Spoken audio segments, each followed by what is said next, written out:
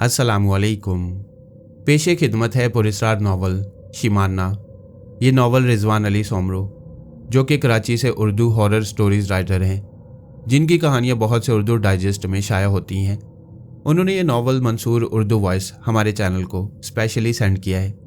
नाम तो उनका कुछ और ही था, लेकिन असल नाम किसको याद रहता है जब लक़ब इस कदर मशहूर हो जाए। पूरे मोहल्ले में वो बीबीसी खाला के नाम से मशहूर थी। मोहल्ले में कुछ भी हो, किसी के घर बदलने का मामला हो, या सास बहू की लड़ाई, या मियाँ बीवी की तलाक का मामला, सबसे पहले तो बीबीसी खाला को ही जुस्तजू होती कि वो बात की तह तक जा पहुँचे। अक्सर मोहल्ले वालों को उन्हीं के जरिए ही मालूम होता कि मोहल्ले में क्या हुआ है। फिर छोटी सी खबर जंगल की आग की तरह चारों तरफ फैल जाती थी। ये सेहरा भी अपने सर बांध कर वो फख्र सा महसूस करती थी। बीबीसी खाला की उम्र 70 साल के आसपास थी।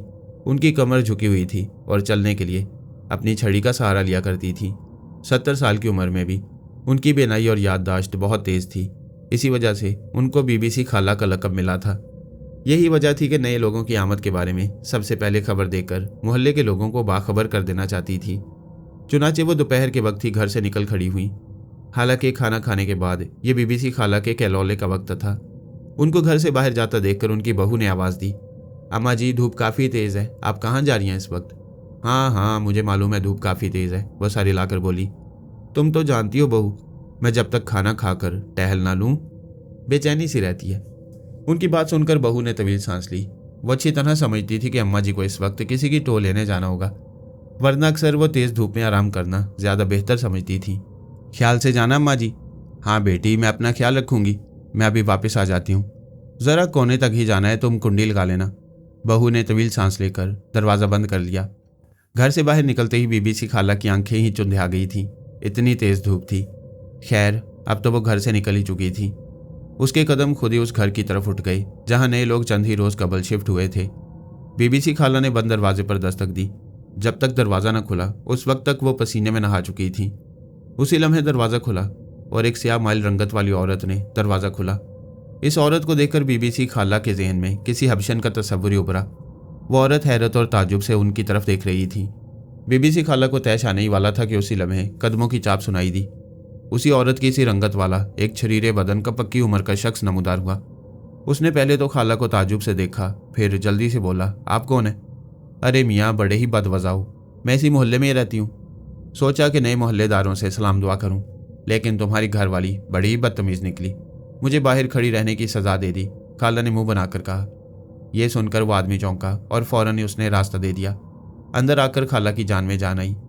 उसने बीबीसी खाला को एक साफ सुथरे कमरे में एक पलंग पर ले जाकर बिठा दिया। खाला जान, माजरत चाहता हूँ तकलीफ़ की। अरे कोई बात नहीं, तुम भी तो मेरे बेटे जैसे ही हो। दरअसल मेरी बीवी को कभी कभी ऐसा दौरा पड़ता है कि वो सुन और बोल नहीं सकती। अब खाला ने आंखें फाड़ी। ये कौन सी बीमारी है? पता नहीं खाला, कोई अंग्रेज़ी बीमारी है। इसी दौरान उसने अपनी बीवी को इशारा किया और वो घर में अंदर की तरफ चली गई। खुदा गारत करे इन मुँह अंग्रेज़ों को, खुद तो चले गए मगर अपनी ये बीमारियाँ छोड़ गई। अब देखो, हमारे दौर में ऐसी बीमारियाँ कहाँ थी? बीबीसी खाला ने हाथ हिलाकर कहा। बीबीसी खाला की बात सुनकर उस आदमी के लबों पर मुस्कुराहट दौड़ गई, क्योंकि वो उनकी टाइप को समझ चुका था। उसी वक्त वो औरत नमूदार हुई। उसके हाथ में एक ट्रे थी जिसमें ठंडे मशरूब के गिलास थे। अरे मियाँ, ये तकलीफ़ कैसी? उनके दांत निकल पड़े। जवाब में वो दोनों मुस्कुरा दिए। अरे कोई नहीं खाला, गर्मी बहुत है बाहर। बीबीसी खाला ने चंद घोंट भरे और बोली, वाह बहुत उम्दा है, इसकी तरकीब मुझे ज़रूर बताना। वो आदमी कुछ कहने ही वाला था कि उसी वक्त एक छोटी सी बच्ची कमरे में दाखिल हुई। बच्ची की उम्र 7 साल की रही होगी। मैं भी शरबत पीऊँगी, मैं भी शरबत पीऊँगी, वो उस आदमी से लिपट गई। बीबीसी खाला बड़ी हैरत से इस बच्ची को देख रही थी। इतनी खूबसूरत और बनफशी आंखों वाली बच्ची उसने बहुत कम ही देखी थी। वो बच्ची बिल्कुल ही 14वीं के चांद की मानिंद लगती थी। उसकी रंगत दूध की तरह सफ़ेद थी। बीबीसी खाला ने हैरत से उसकी तरफ देखा। उसके मुंह से आज खुद निकला, ये कौन है? ये मेरी गुड़िया है, मेरी बच्ची। उस आदमी ने लाड से उठाकर उस बच्ची को अपनी गोद में बिठा लिया। वो आदमी बच्ची को अपने गिलास का मशरूब पिला रहा था। आदमी की बात सुनकर बीबीसी खाला की आंखों से बेयकीनी सी झांकने लगी। भला तवे जैसी रंगत वाले मियाँ बीवी की दूध जैसी सफ़ेद बच्ची कैसे हो सकती है? बहरहाल वो खामोश रही। ज़ाहिर है कि पहली मुलाकात में कोई बात खुलकर नहीं की जा सकती थी। जब बीबीसी खाला वहाँ से रुखसत हुई तो उनका दिल बहुत से सवालात की जगह बना चुका था। उस आदमी का नाम कारूत और बीवी का नीमा था। बीबीसी खाला के जाने के बाद कारूत अपनी बीवी की तरफ मुड़ा और उसको घूरते हुए सख्त लहजे में बोला, यह क्या हरकत थी? तो और क्या करती? तुमने ही मना किया था किसी अजनबी के सामने जुबान बंद रखूं। नीमा ने संजीदगी से जवाब दिया। उस औरत से क्या एहतियात करना, बेचारी कितनी नेक सीरत मालूम हो रही थी, बस से थोड़ी सी ज़्यादा बातूनी थी। कारूत मुस्कुराया। फिर तुम मुझे ऐसे चेहरों की तस्वीर दिखाओ जिनसे मुझे एहतियात करनी चाहिए। जवाब में कारूत ने चौंक कर देखा और फिर फीकी सी मुस्कुराहट से बोला, दुआ करो इन चेहरों से दोबारा वास्ता ना पड़े। इन्हीं के खौफ से तो मैं मकान बदलता रहता हूँ। तो क्या दोबारा मकान बदलने का इरादा है? नीमा चौंक कर बोली। क्यों? मैं शिमाना को स्कूल में दाखिल कराना चाहती हूँ। यह शहर है, यहाँ के रस्म व रिवाज मुख्तलिफ हैं। मैं चाहती हूँ कि वो इस माहौल में घुल मिल जाए। नीमा ने संजीदगी से कहा, नहीं, अभी रुक जाओ। जब तक मैं हालात का जायज़ा न ले लूँ तब तक कोई भी कदम शिमाना की ज़िंदगी खतरे में डाल देगा। तो फिर क्या करना है? कुछ दिन सब्र करो। ये इलाका मुझे मुस्तकिल बसेरे के लिए मुनासिब लगता है। मैं काम धंधा जमा लूँ, फिर शिमाना के स्कूल के बारे में सोचेंगे। अपना काम धंधा? नीमा ने उसे गौर से देखा। तो क्या तुम यहाँ भी पत्थरों से सर टकराओगे?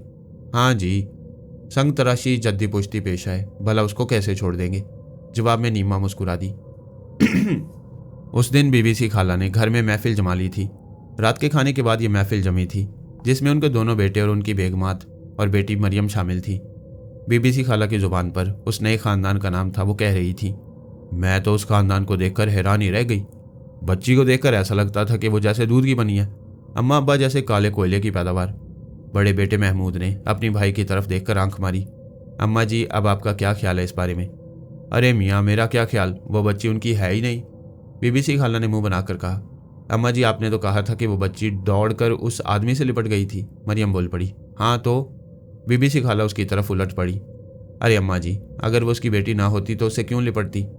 ये बात तो वाकई माकूल है। मखदूम ने मरियम की हमायत की। कुछ भी कहो, मुझे तो सारी दाल काली नजर आती है। ये बच्ची उनकी नहीं है। कुछ भी हो, ये बाल धूप में सफ़ेद नहीं किए।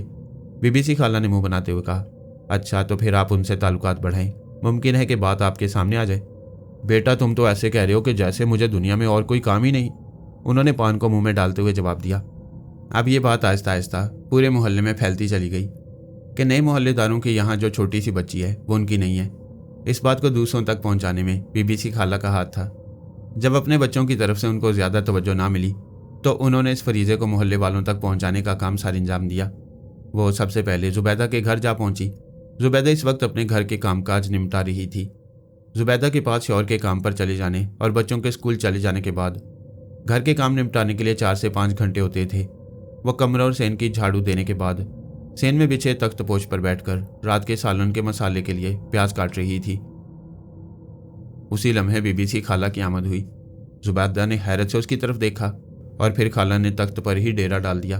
खाला को देखते ही जुबैदा समझ गई। फिर वो मोहल्ले के किसी घर की खबर लाई है। कहो खाला, कैसे आना हुआ? बस बेटा, तुमसे मिलने का दिल चाहा और आ गए। उसी लम्हे प्याज का रख उड़कर खाला की आंखों से टकराया तो वो नाक भूं चढ़ाकर बोली, अरे जुबैदा, पहले प्याज को छीलकर पानी में भिगो दिया करो। इसको थोड़ी देर के बाद काटोगी तो कानों से धुएं नहीं निकलेंगे। यह सुनकर वो चौंकी और बोली, खाला, इसका ये मतलब हुआ कि आंखों से पानी नहीं निकलेगा? तुम तो माशाल्लाह अक्लमंद हो, इशारे काफ़ी है तुम्हारे लिए। गजब, खुदा का, आंखों में आग लग गई थी। बस हो गया। इतना कहकर वो उठी, सामान समेटा और किचन में रखकर हाथ धोकर वापस आ गई। क्या बना रही हो आज? ये सुनकर जुबैदा के लबों पर ज़ेरे लब मुस्कुराहट दौड़ गई, क्योंकि वह अच्छी तरह जानती थी कि खाला का अगला सवाल क्या होगा। आज मेरा इरादा कोफ्ते बनाने का है। नरगिसी कोफ्ते? खाला मुंह चलाने लगी। ए बेटी, अगर तुम बुरा ना मानो, एक प्लेट देना मुझे भी। अल्लाह भला करे, जब हम कोफ्ते बनाया करते थे तो आस पड़ोस में ज़रूर भिजवाया करते थे। ज़रूर खाला, तुमसे बढ़कर थोड़ी है। जुबैदा मुस्कुराई। आज कैसे आना हुआ? जुबैदा अच्छी तरह से जानती थी कि खाला उसको मोहल्ले की ताज़ा तरीन खबरें फराहम करने आई है। वह मोहल्ले के बारे में जानने के लिए हमेशा ही बीबीसी खाला की मुंतज़िर रहा करती थी। अरे बेटी, तुमसे मिलने को दिल चाहा इसलिए आ गए। हाँ तो खाला, तुम्हारा ही घर है। ये तो बेटी, तुम सलामत रहो, गफूर सलामत रहे।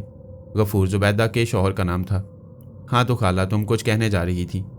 यह सुनकर खाला ने इस्तफामी अंदाज में जुबैदा की तरफ देखा और फिर आगे की तरफ झुक आई और राजदराना अंदाज में बोली, ये कदूस भाई के घर में नए लोग आए हैं? सुना था। जुबैदा लापरवाही से बोली। परसों सामान भी उतरता देखा था। एक काला सा आदमी था सामान के साथ। यही तो, तुमको मालूम नहीं बेटी? बीबीसी खाला ने ड्रामाई अंदाज में कहा, जबकि जुबैदा की आंखों से तजस्सुस जाहिर होने लगा। इससे कबल खाला कुछ बोलती कि डोरबेल के बजने की आवाज़ सुनाई दी। अब कौन आ गया? जुबैदा झुल्लाकर बोली। सब्जी वाला होगा, इस वक्त वही मुँह आ सकता है। अच्छा खाला, मैं उसको निमटा कर आती हूँ। ये कहकर जुबैदा तख्तपोश से उठ खड़ी हुई। उसके जाने के बाद बीबीसी खाला ने पान निकाला और मुंह में डाल लिया। हमेशा वो पान अपने साथ ही रखा करती थी। जुबैदा की वापसी में ज़्यादा वक्त नहीं लगा। अरे खाला, इतनी महंगाई, तौबा है। टमाटर 250 रुपये किलो। हाँ बेटी, महंगाई ने कमर तोड़ रखी है। हमारे ज़माने में तो 10 रुपये में पूरे घर का सौदा आ जाता था। हाँ तो आप क्या कह रही थी? जुबैदा ने फ़ौरन ही बात बदली, वरना वो अच्छी तरह से जानती थी कि खाला अब महंगाई पर एक तवील लेक्चर देना शुरू कर देगी। मैं ये कह रही थी, उन लोगों के पास एक बच्ची है जो कि बहुत ही ज़्यादा खूबसूरत है और मियाँ बीवी कलूटे। बात करने के बाद खाला ने जुबैदा की तरफ इस तरह देखा कि जैसे ये सब बहुत बड़ा इंकशाफ करने पर दाद की तलबगार हो। अरे तो खाला, इसमें क्या है? हो सकता है कि वो लेकर पाली गई हो। नहीं, ऐसी बात नहीं। ना जाने क्यों इस बात पर मेरा दिल नहीं मानता। अगर ऐसा है तो वो साथ क्यों रह रही है? जवाब में बीबीसी खाला कुछ देर सोचती रही और फिर बोली, यही बात नहीं समझ आ रही। खैर, मैं इसका भी पता लगा लूंगी। शीमाना वाला मामला अब पूरी तरह से मोहल्ले में ज़दआम हो चुका था, लेकिन किसी की हिम्मत नहीं थी कि कारूत और उसकी बीवी से इस बारे में कोई बात करता, जिसकी वजह कारूत का खुश्क रवैया था। ना तो वो किसी से बात करता और ना ही किसी से खुद मुखातिब होता। अलबत्ता अगर कोई खुद से सलाम करता तो कारूत बड़ी ही खुश इखलाकी से पेश आता। यही हाल उसकी बीवी नीमा का था। वह खुद से किसी से आगे बढ़कर नहीं मिलती थी और न मोहल्ले के किसी घर में जाती। मोहल्ले की बहुत सी औरतें बीबीसी खाला की बातों की तस्दीक के लिए बारी बारी उसके घर का चक्कर लगा चुकी थी। वह छोटी बच्ची किसी भी जाविया से कारूत और नीमा की औलाद नहीं लगती थी, लेकिन कौन था जो इस बारे में बात करता? बज़ाहिर मुस्कुराते हुए लोगों से पेश आने वाले कारूत की आंखों में अजीब सी सख्ती देखकर उन सब की जुबानों पर ताले लग जाते। बज़ाहिर कारूत बहुत ही खुश इखलाक था, लेकिन उसकी जर्द आंखें किसी जज्बे के मुतरादिफ दिखाई देती थी। इसमें शक नहीं, कारूत एक अच्छा संग तराश था। चूंकि मामला जरिया मुआश का था, इसलिए उसने एक ऐसे इलाके का रुख किया जहां कई तरह के फन पारे उसे दिखाई दे रहे थे। उसके कंधे पर एक मखसूस किस्म का थैला लटका हुआ था जो कि देखने में दकियानूसी और पुराना था, मगर कारूत जानता था कि इसमें कितनी कीमती और नायाब चीज़ें मौजूद हैं। शीशे की उस खूबसूरत सी दुकान में कारूत ने वो फन पारे देख लिए थे। अब वह दुकान से बाहर खड़ा होकर इस दुकान का जायजा ले रहा था, जो कि किसी अच्छे शोरूम से किसी तरह कम नहीं थी। चुनाचे वो जब गेट की तरफ बढ़ा तो गेट पर मौजूद बावर्दी सिक्योरिटी गार्ड ने उसको रोक लिया और उसके थैले की तरफ इशारा करके बोला, इसमें क्या है? मेरा सामान, इसे यहाँ रख दो। गार्ड ने एक जानिब इशारा करते हुए कहा, और फिर तुम अंदर जा सकते हो। ये कहते हुए उसने कारूत के हुलिये का जायजा लिया और फिर ऐन उसी वक्त उसकी आंखों से हकारत झांकने लगी, जैसे कि वो दिल में कह रहा हो, कैसे कैसे भिखारी चले आते हैं दुकानों पर भीख मांगने। कारूत उसकी नज़रों का मतलब अच्छी तरह से समझता था। वह जानता था कि ये गार्ड उसको कनकियों से देख रहे। उसकी नज़रों की परवाह किए बगैर उसने दरवाज़ा खोला और अंदर दाखिल हो गया। कता नज़र इस चीज़ के गार्ड की भी भरपूर निगाहें उसकी तरफ थी। शॉप के अंदर बहुत से लोग खरीदारी करते हुए दिखाई दिए। बहुत से लोग सेल्समैन के सामने खरीदे हुए सामान की अदायगी करते हुए दिखाई दिए। कारूत ने स्टोर में पहले घूमने को ज़्यादा मुनासिब समझा। वो चलता जा रहा था, एक एक चीज़ देखता भी जा रहा था। इतना बड़ा स्टोर उसने पहले कभी नहीं देखा था। अगर किसी ने कपड़ों की खरीदारी करनी थी, पूरा एक हिस्सा कपड़ों के लिए मुख्तस था। अगर किसी ने ग्रॉसरी लेनी थी तो पूरा एक हिस्सा ग्रॉसरी के लिए मुख्तस था। गर्ज हर एक चीज़ के लिए एक अलग हिस्सा मौजूद था। चलते चलते वो स्टोर में एक ऐसी जगह पहुंचा जहां एक बड़ी तादाद में मुजस्मे भी दिखाई दिए। ये मुजस्मे थे तो बहुत ही ज़्यादा खूबसूरत, लेकिन इनमें नफासत नहीं थी। इस चीज़ को कोई फनकार ही पकड़ सकता था। कारूत को यह सब कुछ ज़्यादा खास नहीं लगा।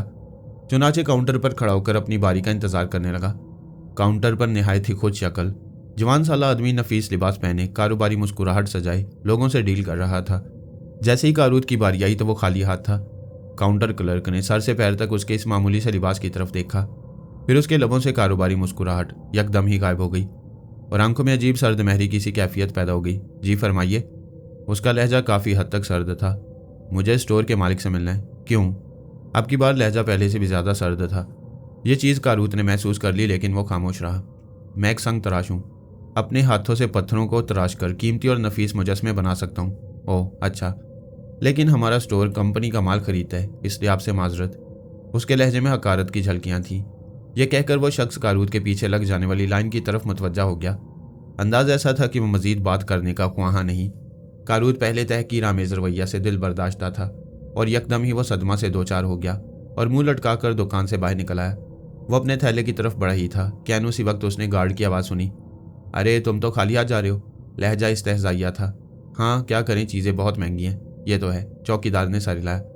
इस तरह के स्टोर बड़े लोगों के लिए होती हैं, ये इलाका भी महंगा है। वैसे भी तुम अपने मोहल्ले में किसी ठीले वाले को ढूंढो, उसने तंज भरे लहजे में कहा। यह सुनकर कारूद को तैश बहुत आया, मगर वो बर्दाश्त कर गया। उसने चुपचाप थैला उठाया और कदम आगे बढ़ा दिए। वो चंद ही कदम आगे बढ़ा था कि ऐन उसी वक्त किसी ने उसके कंधे पर पीछे से हाथ रख दिया। वो चौंक कर रुक गया। घूमकर देखा तो एक नौवारिद को अपने सामने मौजूद पाया। वो लबों पर दोस्ताना मुस्कुराहट सजाए कारूद को दिख रहा था। कारूद के कंधे पर हाथ रखने वाला शख्स अधेड़ उम्री की तरफ माइल था। कनपटियों के बाल सफेद हो रहे थे। चेहरे और थोड़ी की बनावट से वो शख्स मजबूत अज़ाइम का मालिक मालूम होता था। उसके जिस्म पर इंतहाई जदीद तराश खराश का सूट मौजूद था और पूरा जिस्म निहायत दिलफरेब खुशबू से महक रहा था। कारूद ने महसूस किया कि इस शख्स की आंखों में उसके लिए हकारत की बजाय हमदर्दाना जज्बात मौजूद हैं। कारूद हैरत भरी नज़रों से उसकी तरफ देख रहा था। अरे भाई, ज़्यादा हैरान होने की ज़रूरत नहीं, मैं भी तुम्हारी तरह का इंसान हूँ, वो खुश दिली से मुस्कुरा कर बोला। ये बात नहीं, कारूद पुरसुकून लहजे में बोला। बात यह है कि इंसान की इज्जत उसके कपड़ों से होती है, ये सारी बातें फजूल हैं। उससे शख्स ने कारूद की बात काट दी। आप कौन हैं? हाँ, ये काम की बात की तुमने, मैं अपने बारे में बताऊंगा, लेकिन पहले कहीं चलते हैं, इत्मीनान से बात करेंगे, वह शख्स मुस्कुरा कर बोला। उसकी बात सुनकर कारूद सोच में पड़ गया। आखिर ये शख्स कौन है, उससे क्या चाहता है? लेकिन उसकी बात मानने के सिवा और कोई चारा भी नहीं था। वो उससे शख्स के साथ पैदल ही चलने लगा। थोड़ी दूर चलने के बाद वो दोनों एक कार के सामने रुके थे। बैठो, यहाँ से थोड़ी दूर एक होटल है, वहाँ चलते हैं, फिर बात करेंगे, वो कार में बैठते हुए बोला। कारूद आगे बढ़कर उसके साथ कार में बैठ गया। कार में बैठते उसको ऐसा महसूस हुआ कि जैसे वो जन्नत में आ गया हो। इतनी शदीद गर्मी में कार का चलता एसी उसको दूसरी ही दुनिया की सैर करवा रहा था। जल्द ही वो दोनों एक होटल के सामने खड़े थे। उस शख्स ने कार साइड में लगाई और कारूद का हाथ पकड़कर होटल के कंपाउंड में दाखिल हो गया। होटल को अंदर से देखते ही कारूद ने आंखें फाड़ी थी। इतने जदीद और शानदार होटल में जाने का वो ख्वाब भी नहीं देख सकता था। दरबान ने उसको देखकर मुंह बनाया, मगर उस शख्स की वजह से वो खामोश हो गया। उस शख्स ने एक पुरसुकून गोशे का इंतखाब किया। फिर वो दोनों एक मेज के गिर्द कुर्सियों पर विराजमान हो गए। चाय और दूसरे लवाजमात का ऑर्डर देने के बाद वो बोला, हाँ भाई, मेरा नाम तनवीर भट्टी है। जिस स्टोर में तुम गए थे उसी तरह मेरा भी एक बड़ा सा स्टोर सदर के इलाके में मौजूद है। मैं इसी तरह दुकानों और स्टोर के सर्वे करता हूँ। कोई चीज़ पसंद आ जाए तो मैं उसको अपने लिए खरीद लेता हूँ। मैंने सुना कि काउंटर क्लर्क ने तुमको किस तरह रूखा सा जवाब दिया, उसका वो अंदाज मुझे पसंद नहीं आया। ओह हाँ, मैं तुम्हारे बिल्कुल पीछे खड़ा था। कारूद ने कोई जवाब नहीं दिया। वो तो उस शख्स की तरफ देख रहा था जो उसको हमदर्दी जताने के लिए यहाँ ले आया था। आप मुझसे क्या चाहती हैं? कारूद भराई हुई आवाज़ में बोला। तुमने कहा था कि तुम एक संग तराश हो। हाँ कहा था, और मैं फ़न में कोता हूँ। इतना बड़ा दावा? तनवीर भट्टी ने आंखें निकाली। कोई सबूत? जवाब में कारूद मुस्कुराया और उसने अपना थैला खोलकर एक छोटा सा मुजस्मा निकाला था जो कि ख्याली परिजात का था, जिसका जिस्म तो औरतों का था और अकब में निकलने वाले पर थे। तनवीर भट्टी इस छोटे सफ़ेद रंग के पथरीले मुजस्मे को देखकर दंग रह गया। यूं लगता था जैसे उसमें ज़िंदगी की लहरें दौड़ गई हों। नफासत और खूबसूरती कमाल की थी। वाकई बहुत खूबसूरत, तनवीर के मुंह से अजहुद निकला। वो इस मुजस्मा के शहर में गुम हो चुका था। ये तुमने तराशा है? वो हैरत से बोला। कारूद ने इस बात में सर हिला दिया। मुझे अब भी यकीन नहीं है कि यह तुमने तराशा है। आजमाइश शर्त है, आप किसी बड़े से पत्थर का इंतजाम कर दें और फिर मेरे हाथों का कमाल देखें। उसने लापरवाही से शाने उचकाते हुए जवाब दिया। बहुत खूब। तनवीर ने गर्दन हिलाई और किसी सोच में डूब गया। ऐन उसी वक्त वेटर की आमद हुई। वो अपने साथ ऑर्डर की हुई चीज़ें लाया था। इतनी सारी चीज़ें देखकर कारूद यही सोच रहा था कि अब भी दुनिया में ऐसे लोग मौजूद हैं जो इंसान की इज्जत उसके कपड़ों की वजह से नहीं करते। लो भाई, चाय पियो और साथ में लवाजमात भी, तनवीर ने मुस्कुराते हुए कहा। लवाजमात में काफ़ी कुछ था। कारूद की समझ में नहीं आ रहा था वो कहाँ से इब्तदा करे। उसकी यह मुश्किल तनवीर ने हल कर दी। उसने इब्तदा रोस्टेड चिकन से की थी। शायद वह समझ गया था कि कारूद शर्मा रहे। उसको खाता देखकर उसकी भी हिम्मत खुली। वो नाश्ता ही नहीं, दोपहर का एक तरह से पूरा खाना था। हाँ भाई, क्या इरादे हैं? तनवीर ने चिकन का एक पीस मुंह में रखते हुए कहा। मैं समझा नहीं, कारूद ने हैरत जाहिर की। अरे भाई, मैं तुम्हारे इस नादिर फ़न के नमूने को खरीदने में दिलचस्पी रखता हूँ। तनवीर का लहजा पुरजोश था। यह सुनकर कारूद हैरान रह गया कि वाकई वो उसको खरीदने में दिलचस्पी रखता है। कुछ सोचकर वो बोला, क्या आप सच कह रहे हैं? बिल्कुल। तनवीर भट्टी कभी मजाक नहीं करता। आप भला मुझे इसकी क्या कीमत देंगे? मैंने तो यूं ही घर में सजाने के लिए बनाया था। नहीं, तुम नहीं जानते कि यह क्या चीज़ है। फ़न का कदरदान ही फ़न पारों को समझ सकता है। इतना कहकर उसने जेब से कई सारे बड़े नोट निकाले और उनको कारूद के सामने रख दिया। आज से तुम मेरे लिए काम करोगे। तनवीर भट्टी सच्चे फ़नकारों की कदर करता है। कारूत ने नोटों को देखा तो तादाद में काफ़ी सारे थे। उसने लरसते हुए हाथों से इन सारे नोटों को समेट लिया। ऐ संतराश, मैं तुमको सामान भी दूंगा और जगह भी। ये बताओ, जो मैं बनवाना चाहूँ वो तुम तराश दोगे? तनवीर भट्टी ने मुस्कुराकर उसकी जानिब देखा। बिल्कुल, कारूत अपनी अंदरूनी खुशी छुपाता हुआ बोला। ठीक है, तुम हफ्ते वाले दिन मज़कूरा पते पर आ जाओ। उसने एक कार्ड जेब से निकालकर उसकी तरफ बढ़ा दिया। कारूत ने फौरन ही सब्ज और लाल रंग के विजिटिंग कार्ड को लेकर जेब में रख लिया। ठीक है जनाब, एक बात का ख्याल रहे कि तुम मेरे साथ ही काम करोगे। अगर तुमको कोई बजरिया लालच अपनी तरफ रागिब करे तो मुझे बता देना। कारूत ने इस बात में सर हिला दिया। कारूत जब घर में दाखिल हुआ तो शिमाना खेलने में मसरूफ थी। शिमाना को देखकर उसके चेहरे पर मुस्कुराहट दौड़ गई। शिमाना ने उसको देखा तो खेल छोड़कर मेरे बाबा कहती हुई उससे लिपट गई। कारूत ने मुस्कुराकर उसको अपनी गोद में उठा लिया। ऐन उसी वक्त नीमा भी कमरे में दाखिल हुई। उसके हाथ आटे से सिने हुए थे। जरा अपने हाथ धोकर आना मेरे पास, आटा गूंद लूं। हाँ, उससे फारिग होकर मेरे पास आ जाओ। नीमा के जाने के बाद वो शिमाना के साथ खेलने में मसरूफ हो गया। उसको इस बात की खुशी थी कि रोजगार के लिए उसको ज्यादा तगदो नहीं करनी पड़ी। कुछ ही लम्हे के बाद जब नीमा कमरे में दाखिल हुई तो उसके हाथ में एक ट्रे थी जिसमें पानी का गिलास और चाय का कप रखा था। अरे, चाय तो मैंने पी ली है, वो कप की तरफ देखकर बोला। अरे, अभी तो बना ली है, अब पी ले, नीमा ने लजाजत से जवाब दिया। जवाब में कारूत मुस्कुराया और चाय का कप उठा लिया और जेब से नोट निकालकर उसके हवाले कर दिए। इतने नोट देखकर वो भौंचकी रह गई। इतने सारे? देख लो, खोटे सिक्के भी काम आते हैं। तो मेरी संग तराशी को फालतू समझा करती थी और ये उसी के पैसे हैं।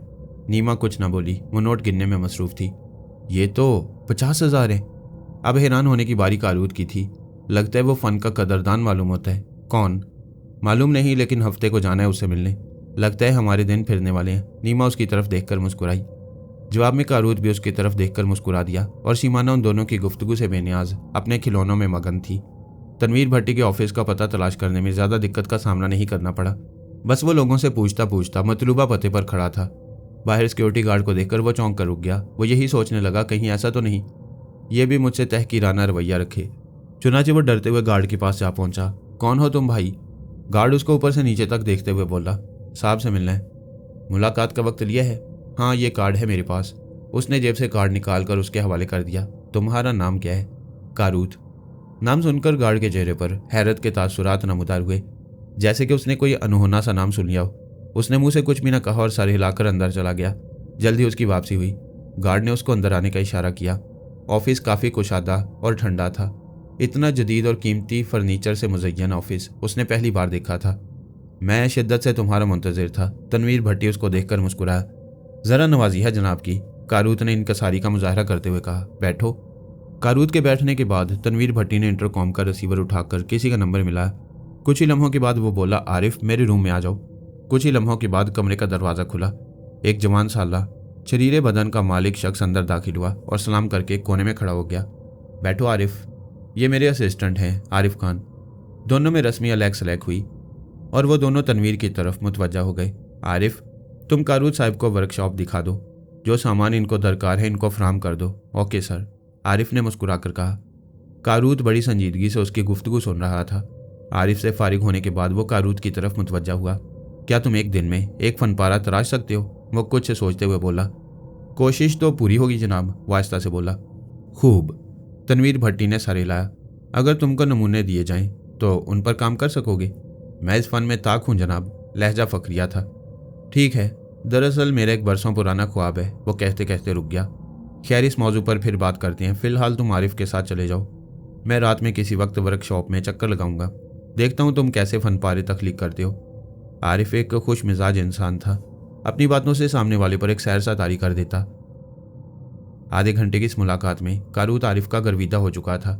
यह एक हॉलनुमा कमरा था जिसमें रोशनी का पूरा इंतजाम था। यह हॉलनुमा कमरा अरसा से बंद था, इस वजह से इसमें एक अजीब सी बू फैल गई थी। कारूत ने अपना सामान हॉल से बाहर रखवा दिया था। इस दौरान मजदूरों ने उस हॉलनुमा कमरे को शीशे की तरह चमका दिया। वो एक लड़की की तस्वीर थी जिसका पथरीला मुजस्मा उसको तैयार करना था। कारूत ने अपना काम शुरू कर दिया। जैसे उसने छैनी और हथौड़े से पत्थर पर पहली ज़रब लगाई, वैसे ही उसके अंदर का फनकार झुरझुरी लेकर बेदार हो गया। फिर उसको गिरदोपेश का कुछ होश ना रहा। उसके हाथ चलते रहे और पत्थर पर उस लड़की के खदोखाल वाजे होने लगे। कब दिन ढला और शाम हुई उसको पता ही ना चला। अचानक कदमों की आहट उभरी। वो अपने काम में इतना मुनहमिक था कि उसको आहट ही सुनाई नहीं दी। फिर अचानक उसके कंधे पर किसी ने हाथ रख दिया। उसने अपना सर उठाया तो उसके सामने तनवीर भट्टी खड़ा था। जो कि उसको तारीफी नज़रों से देख रहा था। लाजवाब, शानदार, उसने मुस्कुराते हुए कहा। कारूत ने अपने माथे पर आया हुआ पसीना पहुंचा और बोला, जनाब, एक फनकार का सबसे बड़ा सरमाया सताइशी कलमात है। नहीं, तुमने महफिल लूट ली। अभी फन पारा तो मुकम्मल नहीं हुआ, लेकिन इस अधूरे फन पारे को देखकर ऐसा लग रहा है कि जैसे जिंदा हो जाएगा। कारूत ने मुस्कुराने पर इक्तफा किया। अचानक तनवीर भट्टी चौंक गया। ये तुम्हारी उंगलियां कैसे जख्मी हो गई? अपनी उंगलियां देखकर कारूत मुस्कुराया। जनाब, ये तो मेरे काम का एक हिस्सा है। खैर, अब छोड़ो काम को, बाकी बाद में करना, अभी खाने के औकात हैं, चलकर खाना खाते हैं। यह सुनकर कारूत ने काम छोड़ दिया और फिर वो दोनों खाने के लिए निकल पड़े। तनवीर भट्टी के चेहरे से दबे दबे जोश का इजहार हो रहा था। वो यही सोच रहा था कि कारूत के तराशे हुए फनपारों को दुनिया के सामने पेश करके ज्यादा पैसा कमा लूंगा, क्योंकि कारूत के हाथ में वाकई जादू था। मशीन से बने हुए फनपारे अपने अंदर एक मसनूई पन लिए हुए थे। कारूत काफी देर के बाद घर लौटा था। तनवीर भट्टी ने बड़ी अच्छी दावत कर डाली। अच्छा खाना और पूरी मेहनत के बाद वो काफी थक चुका था। शिमाना सो चुकी थी और नीमा बदस्तूर जाग रही थी। उसने दरवाजा खोला। काफी देर हो गई आज, मैं परेशान हो रही थी। क्यों परेशान हो रही थी? कारूत ने मुंह हाथ धोते हुए पूछा। जिन हालात से गुजरकर हम यहाँ तक पहुंचे हैं, क्या वो परेशान कुन नहीं थे? नीमा ने उसकी तरफ देखते हुए जवाब दिया। गुजरे हुए वक्त का तज़किरा मत करो, मैं खुश हूं और मुझे खुश रहने दो। तज़किरा करने से गुजरा वक्त बदल नहीं जाएगा और कभी ना कभी तो सामने आएगा। जब आएगा तब की तब देखेंगे, अभी तो मेरे लिए चाय बना दो। कारूत सर हिलाकर बोला। और खाना? नहीं, वो मैं तनवीर साहब के साथ खा चुका हूँ। तुम्हारा बॉस तुम पर कुछ ज्यादा ही मेहरबान हो रहे। नीमा ने आंखें निकाली। उसकी बात सुनकर वो हंसा और बोला, अरे नहीं, वो तो मेरे फन का दिल दादा है। इतना कहकर वो अंदर चली गई और कारूत के चेहरे पर फिक्र और तरद्दुद के बादल छा गए। वह बेड पर नीम दराज हो गया। शायद वो अपने माजी के बारे में सोच रहा था। अचानक कदमों की आहट उभरी। नीमा चाय लेकर अंदर दाखिल हुई। मैंने शिमाना के लिए एक स्कूल में बात की है। अच्छा, वो चाय का घूंट भरते हुए बोला। शिमाना को स्कूल पसंद आ गया है, खूब। चाय पीने के बाद वो थोड़ी देर तक उससे बातें करता रहा, फिर एक जमाई लेकर पलंग पर दराज हो गया। बहुत ही जल्द शिमाना को स्कूल में दाखिला हो गया। कारूत की आमदनी भी बढ़ने लगी। तनवीर भट्टी कुछ ज्यादा मेहरबान था। शिमाना एक निहायत ही ज़हीन बच्ची थी। उसको पढ़ाई के साथ साथ रंगों से भी बेहद दिलचस्पी थी। उल्टी सीधी ड्राइंग बनाना, खाली तस्वीरों में रंग भरना उसका महबूब मशगला था। उस दिन भी यही हुआ। क्लास टीचर ने रंग भरने का काम दिया। तमाम बच्चे अपने इस काम में मसरूफ थे। वो पूरी तरह अपने काम की तरफ मुतवज्जा थी। उसको अपने इर्द गिर्द के बच्चों का शोरगुल भी सुनाई दे रहा था, लेकिन उसने ड्राइंग बुक से सर नहीं उठाया। ऐसा लग रहा था कि वक्त का एहसास बेवक़्त हो गया। बच्चों का शोर आहिस्ता आहिस्ता कम होने लगा। अचानक उसी वक्त किसी ने उसके कंधे पर हाथ रखा। वो चौंक गई। उसने सर उठाकर देखा तो उसकी क्लास टीचर खड़ी नजर आई। क्या हुआ बेटा, घर नहीं जाना? उसने घबराकर चारों तरफ निगाह डाली तो पूरी क्लास खाली नजर आई। सॉरी मिस, सारे बच्चे मिलकर शोर मचा रहे थे, उसने मासूमियत से जवाब दिया। क्लास टीचर मुस्कुराई। तुम्हारे कान बज रहे होंगे, बच्चे तो कब के जा चुके। मिस की बात सुनकर उसने हैरत से उसकी तरफ देखा। तुम्हारी मम्मा नहीं आई? शिमाना ने कोई जवाब न दिया और खामोशी से अपना बैग समेटने लगी और क्लास से निकलकर खामोशी से बाहर की तरफ जाने लगी। उसकी मम्मा का कहना था जब वो लेट हो जाए तो बरगद के पेड़ के नीचे उसका इंतजार करे। वो बरगद के पेड़ के नीचे जा खड़ी हुई थी। उसको मालूम था कि कुछ ही देर के बाद उसकी मम्मा उसको लेने आ जाएंगी। तनवीर भट्टी की मेहरबानियां जारी थीं। कारूत अब मुसलसल अपने फन के जौहर बखेर रहा था। ये फन पारे कहाँ जाते किधर बिकते, कारूत को इससे कोई सरोकार नहीं था। बस उसको तो पैसों से मतलब था। बहुत ही जल्द कारूत ने किराए का घर छोड़ दिया और अपने घर में मुंतकिल हो गया। नया घर भी तनवीर की ही बदौलत था। कारूत के दिन फिर गए थे, इसमें कोई शक नहीं है, सब तनवीर भट्टी की वजह से था। ये सब देखकर बीबी खाला की टो मजीद बढ़ गई। उसको शिमाना के बारे में अब भी बहुत तजस्सुस था। जब उसने ये सुना कि कारूत दूसरे घर में शिफ्ट हो गया तो उसका माथा मजीद ठिनका। उसको ये खबर देने वाली उसकी बेटी मरियम थी। बीबी खाला ने चौंक कर उसकी तरफ देखा। क्यों, तुम होश में तो हो? इसमें मदहोशी की क्या बात है अम्मा? अरे कल तक ये लोग किराए के घर में सड़ रहे थे और अब तुम कह रही हो उन लोगों ने अपना घर ले लिया। हाँ अम्मा, ये सच है। ये कैसे हो सकता है? मुझे क्या मालूम, उसने मुंह बनाया। मुझे तो नाजो ने बताया है। दरअसल उन लोगों ने नाजो के बराबर वाला मकान लिया। अरे वो भी किराए का ही होगा, बीबी खाला पान की गुलौरी बनाती हुई बोली। अरे नहीं अम्मा, वो मकान साद साहब का था और वो काफ़ी दिनों से अपना मकान बेचने के चक्कर में थे। ओह, खाला की आंखें निकल पड़ी। मुझे तो दाल में कुछ काला लगता है। मतलब कल तक खाने के भी लाले थे और आज उसने अपना घर ले लिया। जरूर उस बच्ची का कोई चक्कर होगा। हो सकता है ये किसी अमीर घराने की हो और इन दोनों कालों ने कोई खेल खेला हो। तो तुम ये कहना चाह रही हो इन लोगों ने बच्ची को कहीं से अगवा किया है और तावान के चक्कर में अपने पास रखा हुआ है? हाँ, मैं यही कहना चाह रही हूँ। मगर अम्मा अगर बात तावान की होती तो बच्ची तो अब भी उनके पास है। अरे सोने का अंडा देने वाली मुर्गी कौन ज़िबा करता है? बीबीसी खाला का अंदाज मखसूस था। बीबीसी खाला की बात सुनकर मरियम के चेहरे पर ऐसे तासुरात नमूदार हुए जैसे कि वो उनकी बात से मुत्तफिक ना हो। अभी वो सोच ही रही थी कि उसके कानों ने फिर अपनी अम्मा की आवाज़ सुनी, देख लेना एक दिन इस दुनिया में जो भी किसी के साथ ज्यादती और बेइंसाफी करेगा उसका फल पाकर जाएगा। उन कलूटों ने जो किया है वो उनके सामने जरूर आएगा। शिमाना को स्कूल जाते हुए कई दिन हो चुके थे। शिमाना बड़ी ही तेजी से अपना क्लास वर्क मुकम्मल करने में लगी थी। इसकी वजह यह थी कि टीचर उसकी तार में आ चुकी थी कि जहां वो बारी बारी सारे बच्चों का काम चेक करती हुई उसकी तरफ बढ़ रही थी। हाँ भाई बच्चों, अपनी अपनी कॉपियां डेस्क पर ही रखो, मैं सबका काम चेक करने आ रही हूँ। टीचर ने हाँक लगाई। शिमाना ने एक नज़र उसकी तरफ देखा और फिर मुतमईन अंदाज में अपनी कॉपी पर एक नज़र डालकर कॉपी को बंद करके एक तरफ रख दिया। जल्द ही क्लास टीचर उसकी डेस्क पर मौजूद थी। काम मुकम्मल कर लिया? यस मिस, वो मासूमियत से बोली। गुड। मिस ने तारीफी अंदाज में उसकी तरफ देखा। क्लास टीचर ने उसकी कॉपी को उठा लिया और फिर जैसे उसने मतलूबा सफ़ा खोला, ऐन उसी वक्त किसी ने अकब से सुर्ख रंग की रोशनाई कॉपी पर फेंकी। रोशनाई गिरती वो बुरी तरह से उछली थी और उसके हाथ से कॉपी छूटकर फर्श पर गिर पड़ी। टीचर के दोनों हाथ सुर्ख रंग की रोशनाई से रंगे हुए थे और कॉपी का पूरा सफ़ा खराब हो चुका था। खुद ही शिमाना भी हैरान थी ये क्या हुआ, क्योंकि वो टीचर के आते ही डेस्क से उठ गई थी। वह भड़क कर घूमी और निहायत ही गुस्से से बुलंद आवाज में बोली, यह किसकी हरकत थी? हैरत से सभी ने देखा था। सब बच्चों को सांप सूंघ गया और सारे बच्चे छोटे थे और सबके हाथों में ही पेंसिलें थीं। और छोटे बच्चे जो कि पेंसिल इस्तेमाल करते हैं, इन क्लासों में पेन का इस्तेमाल कब होता है? चंद लम्हों के लिए क्लास टीचर भी चकरा गई।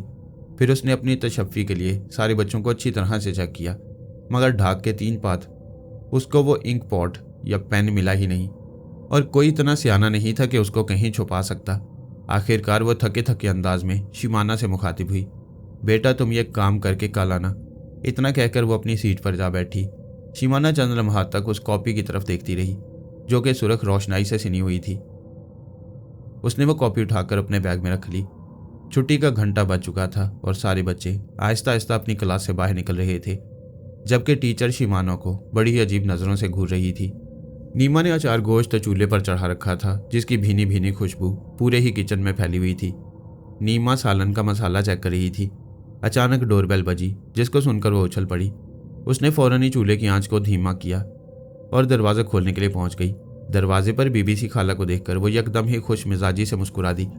बीबीसी खाला अकेली नहीं थी, बल्कि उसके साथ मरियम भी थी। उसके हाथ में 1 किलो वाला मिठाई का डब्बा भी मौजूद था। अरे खाला, आप अंदर आ जाएं। घर में दाखिल होते ही बीबीसी खाला ने झट से मिठाई का डब्बा उसके हाथ में रख दिया। लो बेटी, तुम अपने नए मकान में शिफ्ट हुई हो, ये उस खुशी में है। अरे खाला, इस कदर तकल्लुफ़ क्यों किया? वैसे भी मैं मोहल्ले में दावत देने ही वाली थी। ए बेटी, ये तो मेरा फ़र्ज़ था, खाला ने इनकसारी से जवाब दिया। नीमा ने खाला और मरियम को पूरा घर दिखाया। दोनों ही बहुत ज़्यादा मुतासिर दिखाई दे रही थी। नीमा दोनों को ड्राइंग रूम में ले आई। चूंकि किचन ड्राइंग रूम से ज़्यादा दूर नहीं था, इसलिए अचार गोश्त की खुशबू उन तक भी पहुंच गई। बेटी, बड़ी ही दिल फरेब खुशबू है। हाँ खाला, अचार गोश्त बना रही हूँ। अचार गोश्त? बीबीसी खाला मुंह चलाने लगी। हमें भी ज़रूर चखाना बेटी। ये जुमला सुनकर मरियम के चेहरे पर बरहमी के आसार नजर आने लगे, मगर वो खामोश रही। उन दोनों को ड्राइंग रूम में बैठाकर नीमा किचन में चली गई। अम्मा, ये सब क्या है? इतना चटोरापन अच्छा नहीं होता। मरियम ने कदरे बरहमी से उसकी तरफ देखकर कहा। ए बेटी, क्या कह दिया मैंने? अम्मा बस चुप रहो, ऐसी हरकतों से इज्जत गिरती है। ऐन उसी वक्त नीमा एक ट्रॉली खींचती हुई कमरे में दाखिल हुई। ट्रॉली में एक हॉट पॉट और डिश में सालन मौजूद था। यह सब देखकर मरियम ने मुंह बनाते हुए अपनी अम्मा की तरफ देखा।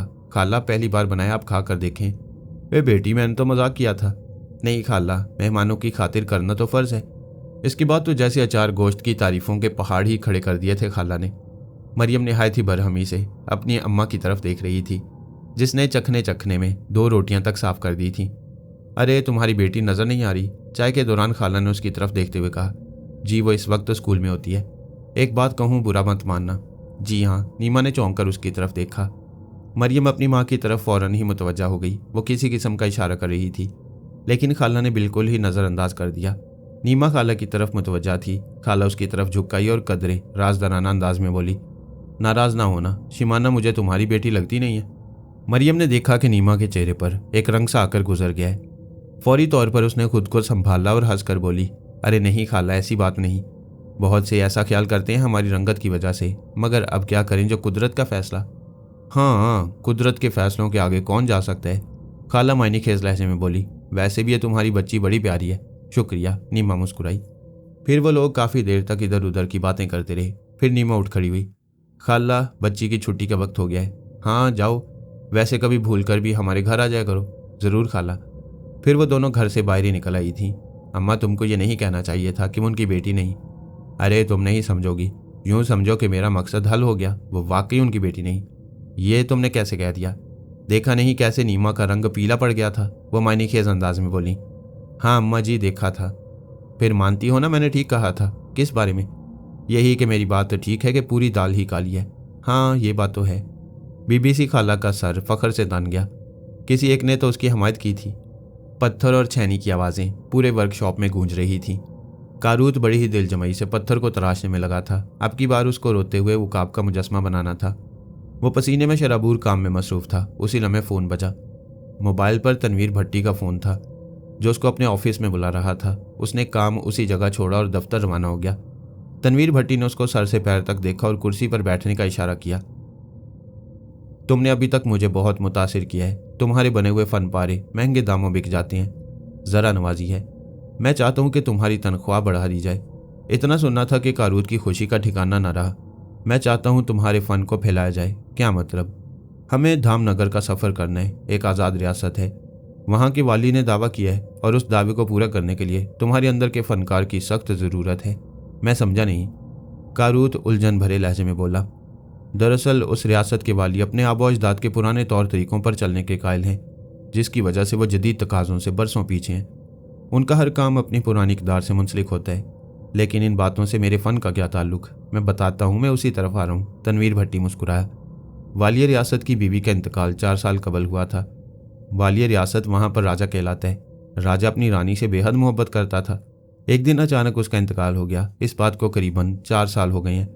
चुनाचे राजा आंजहानी रानी से बहुत मोहब्बत करता था, इसलिए वो उसकी यादगार के तौर पर अपनी याददाश्त के सहारे एक तस्वीर बनाना चाहता है जो कि हूबहू रानी के मुशाबा हो। लेकिन मैं मुसव्विर नहीं, संग तराश हूँ, मैं जानता हूँ। लेकिन अपनी सी कोशिश करने में क्या है? मुझे ऐसा लगता है कि तुम इस काम को कर पाओगे।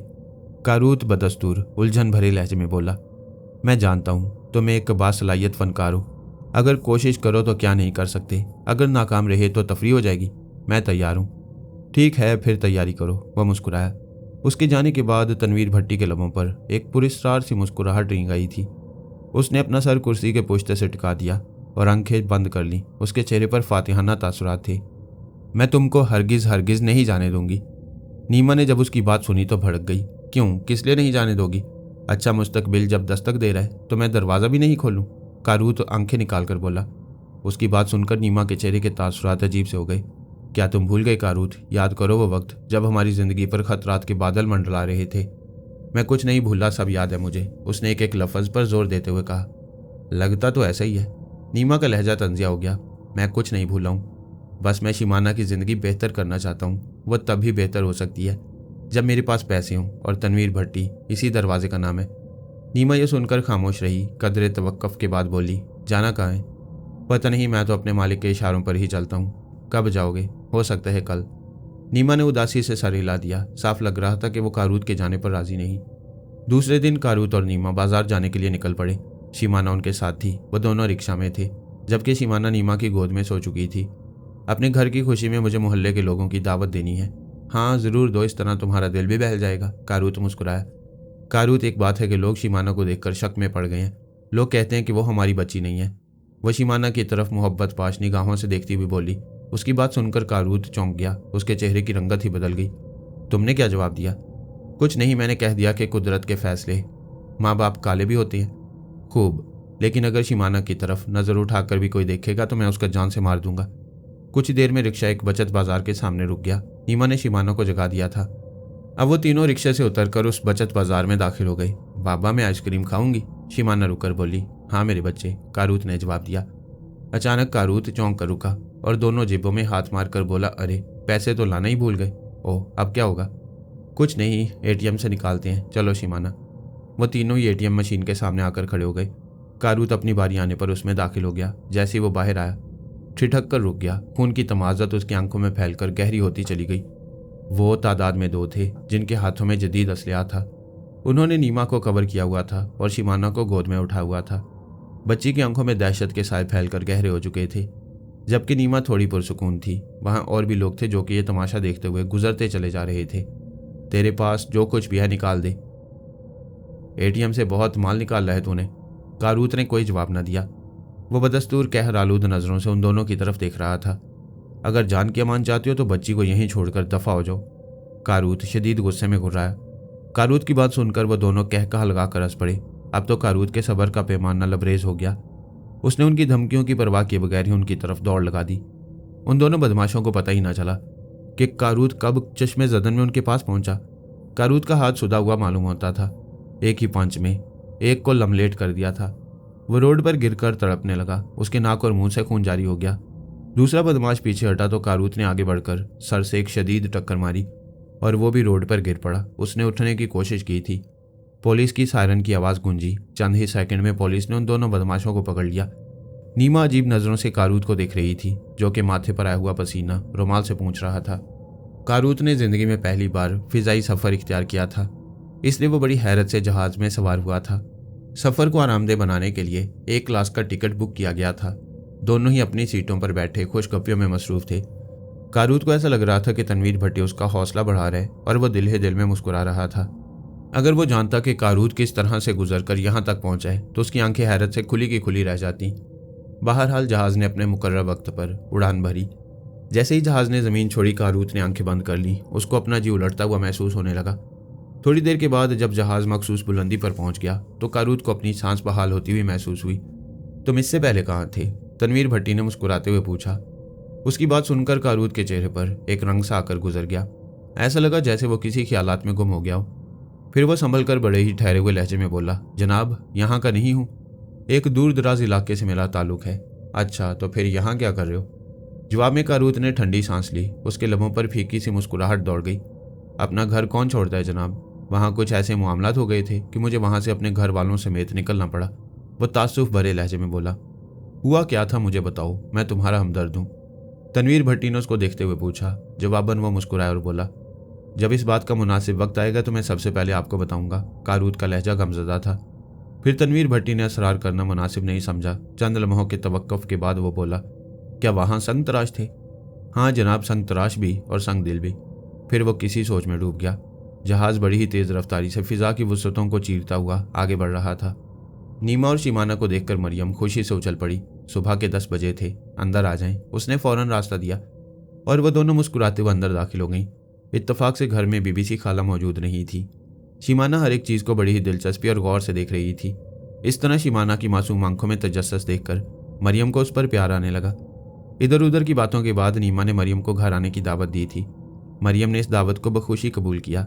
मरियम ने मासूम शिमाना को अच्छी अच्छी चॉकलेट और दूसरी चीज़ें भी दी थीं और फिर वो दोनों ही वहाँ से खुश खुश घर आ गई थी। मरियम को शिमाना से मोहब्बत सी महसूस होने लगी थी। उसको ऐसा लग रहा था कि बनफशी आंखों वाली ये लड़की चुपके से उसके दिल में उतर गई है। चुनाचे उनके जाने के चंद घंटों के बाद उनके घर में आंधम की। उस वक्त दोपहर के 3 बजे थे। शिमाना अपने कमरे में मौजूद थी और स्कूल का बैग खोले बैठी थी, जबकि नीमा किचन में मौजूद थी। मरियम सीधा ही किचन में चली गई। चूल्हे पर सालन चढ़ा हुआ था, जिसकी खुशबू पूरे घर में फैल रही थी। शिमाना कहाँ है? उसने देगची पर एक नज़र डालते हुए पूछा। होगी अपने कमरे में, किताबें खोले बैठी होगी। वो पढ़ाई की बहुत शौकीन लगती है। हाँ, नीमा देगची में कफगीर चलाते हुए बोली। चलो मैं जाकर देखती हूँ, वाज कर बोली। इतना कहकर वो शिमाना के कमरे की तरफ चल दी। मरियम दरवाजे पर खड़ी बड़ी ही महवियत से शिमाना को देख रही थी, जो बड़ी ही लापरवाही से फर्श पर बैठी थी। फर्श पर स्कूल की किताबें बिखरी हुई थीं। शिमाना के सामने ड्राइंग बुक थी और वह महवियत से कलर करने में मसरूफ थी। मरियम बड़ी ही मोहब्बत पाश नज़रों से उसकी तरफ देख रही थी। अचानक मरियम चौंक गई। वो आंखें फाड़कर शिमाना की तरफ देख रही थी। खौफ से उसकी रंगत जर्द पड़ गई। करीब था कि उसके हलक से चीख निकल जाती। वो आंखें फाड़ फाड़ कर इस हैरत अंगेज मंजर को देख रही थी। उसी शाम को उनके जहाज ने धामनगर के एयरपोर्ट पर लैंड किया था। मौसम खुशगवार और हल्का हल्का अबर आलूद था। एयरपोर्ट से बाहर निकलने के बाद तनवीर भट्टी ने एक प्राइवेट टैक्सी बुक की थी। कहाँ जाएंगे जनाब? कसरे दौरा। ओह, ड्राइवर के होंठ सीटी के अंदाज में सोकड़ गए। उसने बड़ी ही अजीब नज़रों से दोनों की तरफ देखा, फिर टैक्सी चल पड़ी। कसरे दौरा एक किलानुमा इमारत साबित हुई थी, जिसके अजीमोशान फाटक पर 3-4 मुसल्ला गार्ड्स पहरा दे रहे थे। जैसे ही टैक्सी फाटक पर पहुंची उसी लम्हे एक जदीद असलहे से लैस एक गार्ड उसके करीब आया। कौन हो? गार्ड ने भारी आवाज में कहा। हम वाली रियासत का दावा पूरा करने आए हैं। तनवीर भट्टी ने उसकी तरफ देखकर मुस्कुरा कर जवाब दिया। तनवीर की बात सुनकर उसके लबों पर तज़ीक आमेज मुस्कुराहट रेंग गई, जैसे वो कह रहा हो क्या पिद्दी का शोरबा। जरा रुकिए। इतना कहकर उसने जेब से वॉकी टॉकी निकाली और किसी से बात करने लगा। कुछ ही लम्हे गुजरे होंगे कि अंदर से एक छोटी सी कार आती हुई दिखाई दी। जैसे ही कार उनके नजदीक आई, कसर का आईनी दरवाजा आज खुद खुलता चला गया। शायद वो किसी खुदकार सिस्टम के तहत था। उन दोनों ने टैक्सी छोड़ दी और उस कार में बैठ गए। कार फराटे भरती फाटक से गुजरती चली गई। कारूद को ऐसा लगा जैसे किसी किले में दाखिल हो गया हो। चारों तरफ इमारत और बागात के सिलसिले थे। कार जिस सड़क से गुजर रही थी बड़े ही सलीके से बनाई गई थी। ऐसा लग रहा था कि कार पानी पर तैर रही हो। जगह जगह मुसल्लह गार्ड्स चौकस खड़े दिखाई दिए। बहुत ही जल्द वो दोनों एक इमारत के सामने पहुंच गए जहां इंग्लिश में मेहमान खाना के अल्फाज दर्ज थे। बहुत ही जल्द दोनों मेहमान खाना में पहुंचा दिए गए। मेहमान खाना में पहुंचकर उनको मशरूबात पेश किए गए। वाली रियासत के खास मुलाजिम ने उन्हें बताया कि राजा साहिब अभी मसरूफ़ हैं और वो कुछ दिन बाद ही उनसे मुलाकात कर सकेंगे। 2 दिन वो दोनों खूब उस रियासत की मेज़बानी से लुत्फ़ अंदोज़ हुए। तीसरे दिन उनको राजा के सामने पेश किया गया। ये एक निहायत आलीशान कमरा था जो कि राजा का ऑफिस मालूम हो रहा था। कमरे में मुलाजमों की फौज मौजूद थी। राजा एक शाहाना कुर्सी पर बड़े ही क्रॉफर से विराजमान था। राजा ने उन दोनों पर एक तायराना नज़र डाली। तुम इस रियासत के नहीं लगते, फिर भी हम तुम दोनों को इस रियासत में खुशामदीद कहते हैं। हजूर का इकबाल बुलंद हो। तनवीर भट्टी खुशामदी अंदाज में झुक कर बोला। कारूत ने महसूस किया कि वाली रियासत खुशामद पसंद वाक़ हुआ है। तुम लोग अपनी आमद का मकसद बयान करो। वाली रियासत के अंदाज में शाहाना क्रॉफर था। हजूर, मेरा नाम तनवीर भट्टी है और ये मेरे साथ कारूत और ये संग तराश हैं और हम आपका ऐलान सुनकर आए हैं। यह सुनकर राजा के चेहरे पर तंज भरी मुस्कुराहट ऊद कर आई। हमारे बताए हुए नक्शो निगार को तो कोई मुसव्विर भी अपने रंग नहीं दे सका, भला एक संग तराश ये सब कैसे करेगा? आजमाइश शर्त है जनाब। कारूत ने जुबान खोली। अगर मैं नाकाम हुआ तो मेरा सर कलम कर दें, आपको पूरी इजाज़त है। कारूत के लहजे की खुद एतमादी ने राजा और तनवीर भट्टी को चौंकने पर मजबूर कर दिया। अजनबी, तुम बहुत बड़ा दावा कर रहे हो। अगर नाकाम हुए तो तुम रियासत के किसी पेड़ पर लटके हुए मिलोगे। मुझे मंजूर है। उसकी बात सुनकर राजा मुस्कुराया और कहने लगा, मुझे खुशी हुई तुम्हारी खुद एतमादी देखकर। अगर तुम कामयाब हुए तो माला माल कर दिए जाओगे। राजा मुस्कुराया। राजा की बात सुनकर कारूत ने सरे तस्लीम खम किया और फिर वह दोनों उल्टे कदमों वापस बाहर निकल गए। थोड़ी देर के बाद वो दोनों वापस मेहमान खाने में मौजूद थे। तनवीर भट्टी बोला, तुम्हारी खुद एतमादी काबिल तारीफ है दोस्त, लेकिन अगर तुम नाकाम हुए ये लोग तुमको कत्ल करके पेड़ पर लटका देंगे। पेड़ मेरा वजन बर्दाश्त नहीं कर सकेंगे, जमीन बोस हो जाएंगे। कारूत मुस्कुराकर बोला, इतना भरोसा है खुद पर? आपको नहीं है? कारूत शाने उचकाकर बोला, भरोसा तो है। हाँ, अब तो कामयाबी पर इनाम मिलेगा और नाकामी पर जान से हाथ धोना पड़ेंगे तुमको। सर, नाकामयाबी मेरी डायरी में नहीं है। एक बात याद रखना, जब तुम मुजस्मा तैयार करना शुरू करोगे तो राजा तुमको बार बार देखने आएंगे। उसकी बात सुनकर कारूत सोच में पड़ गया। मेरी एक शर्त है जनाब। कैसी शर्त? जब तक मैं मुजस्मा मुकम्मल न कर लूँ किसी को भी इजाज़त नहीं होगी उसको देखने की। काम मुकम्मल होने के बाद ही मैं उस शाहकार को मंजर-ए-आम पर लाऊंगा। कारूत ने कदरे संजीदगी से कहा। उसकी बात सुनकर तनवीर भट्टी चौंक कर उसको देखने लगा। दूसरे दिन कारूत को एक ऐसी जगह ले जाया गया जहाँ एक बड़ा कमरा मौजूद था। यहाँ संग तराशी का सारा सामान मौजूद था और एक बड़ा सा पत्थर भी रखवा दिया गया था। कुछ ही लम्हात के बाद राजा भी वहाँ आ गया। कारूत ने उसकी तरफ देखकर निहायत ही एहतराम से कहा, राजा साहब, मैं जब काम करूँ तो कोई मुझे तंग ना करे। यह सुनकर वाली रियासत के माथे पर बल पड़ गए। क्यों? बस ये मेरी शर्त है। राजा चंद लम्हात तक सोचता रहा और फिर मुस्कुराकर बोला, ठीक है, मैं तुमको अपनी बीवी के खदोखाल एक कागज़ पर लिख कर दूंगा। तुम उसकी मदद से मेरी मरहूम बीवी को पत्थर पर उतार लेना। उसके जाने के बाद उसने कागज़ पर उन तफसीली खदोखाल को मुकम्मल तौर पर पढ़ा और फिर दरवाज़ा बंद कर लिया। मरियम को अपनी आंखों पर यकीन नहीं आ रहा था।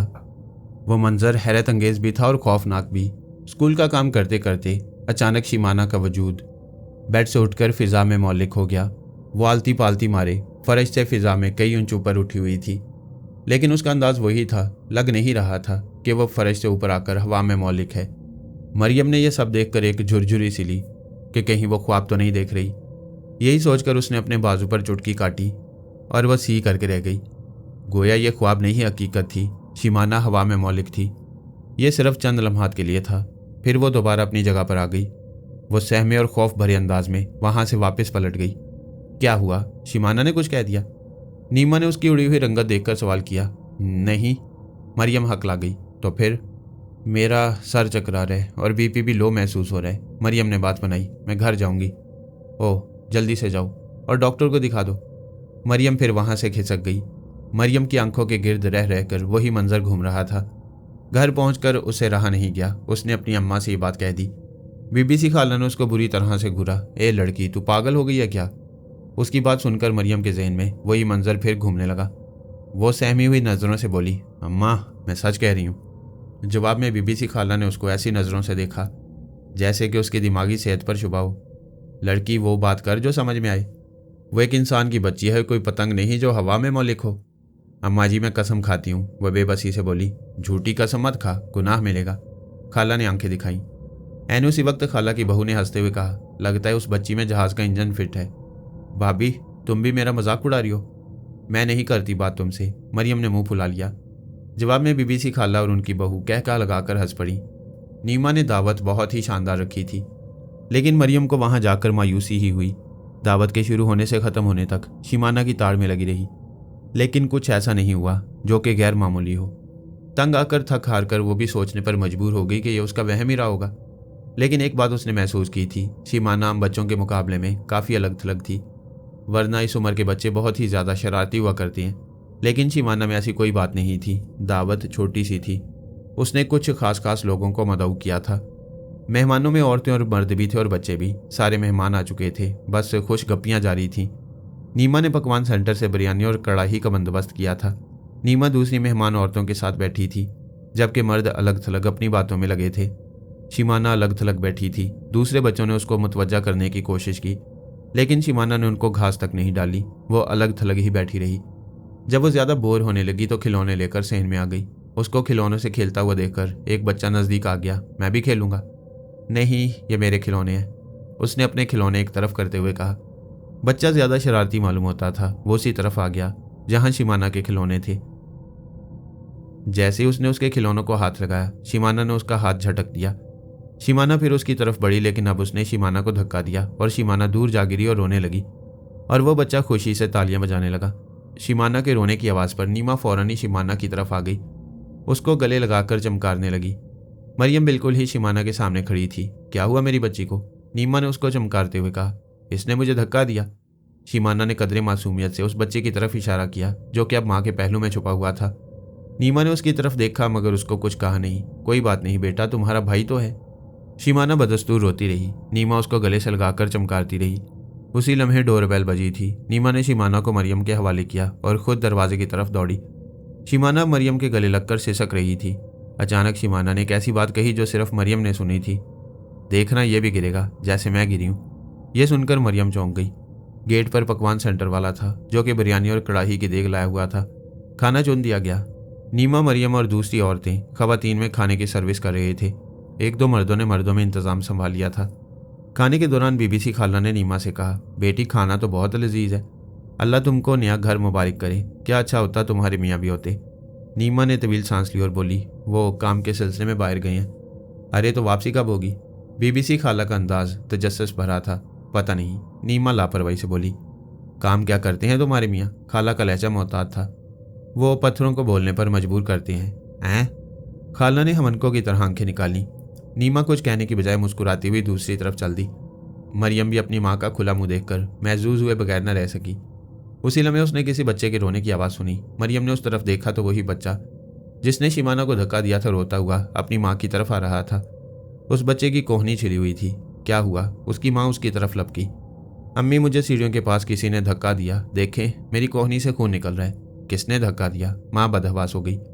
वहाँ अंधेरा था। इतना कहकर वो बच्चा फिर रोने लगा। मरियम की आंखें हैरत से खुली की खुली रह गईं। उसके कानों में शिमाना का वह जुमला गूंज रहा था, देखना, ये भी गिरेगा जैसे मैं गिरी हूँ। नीमा ने एक नज़र शिमाना की तरफ देखा।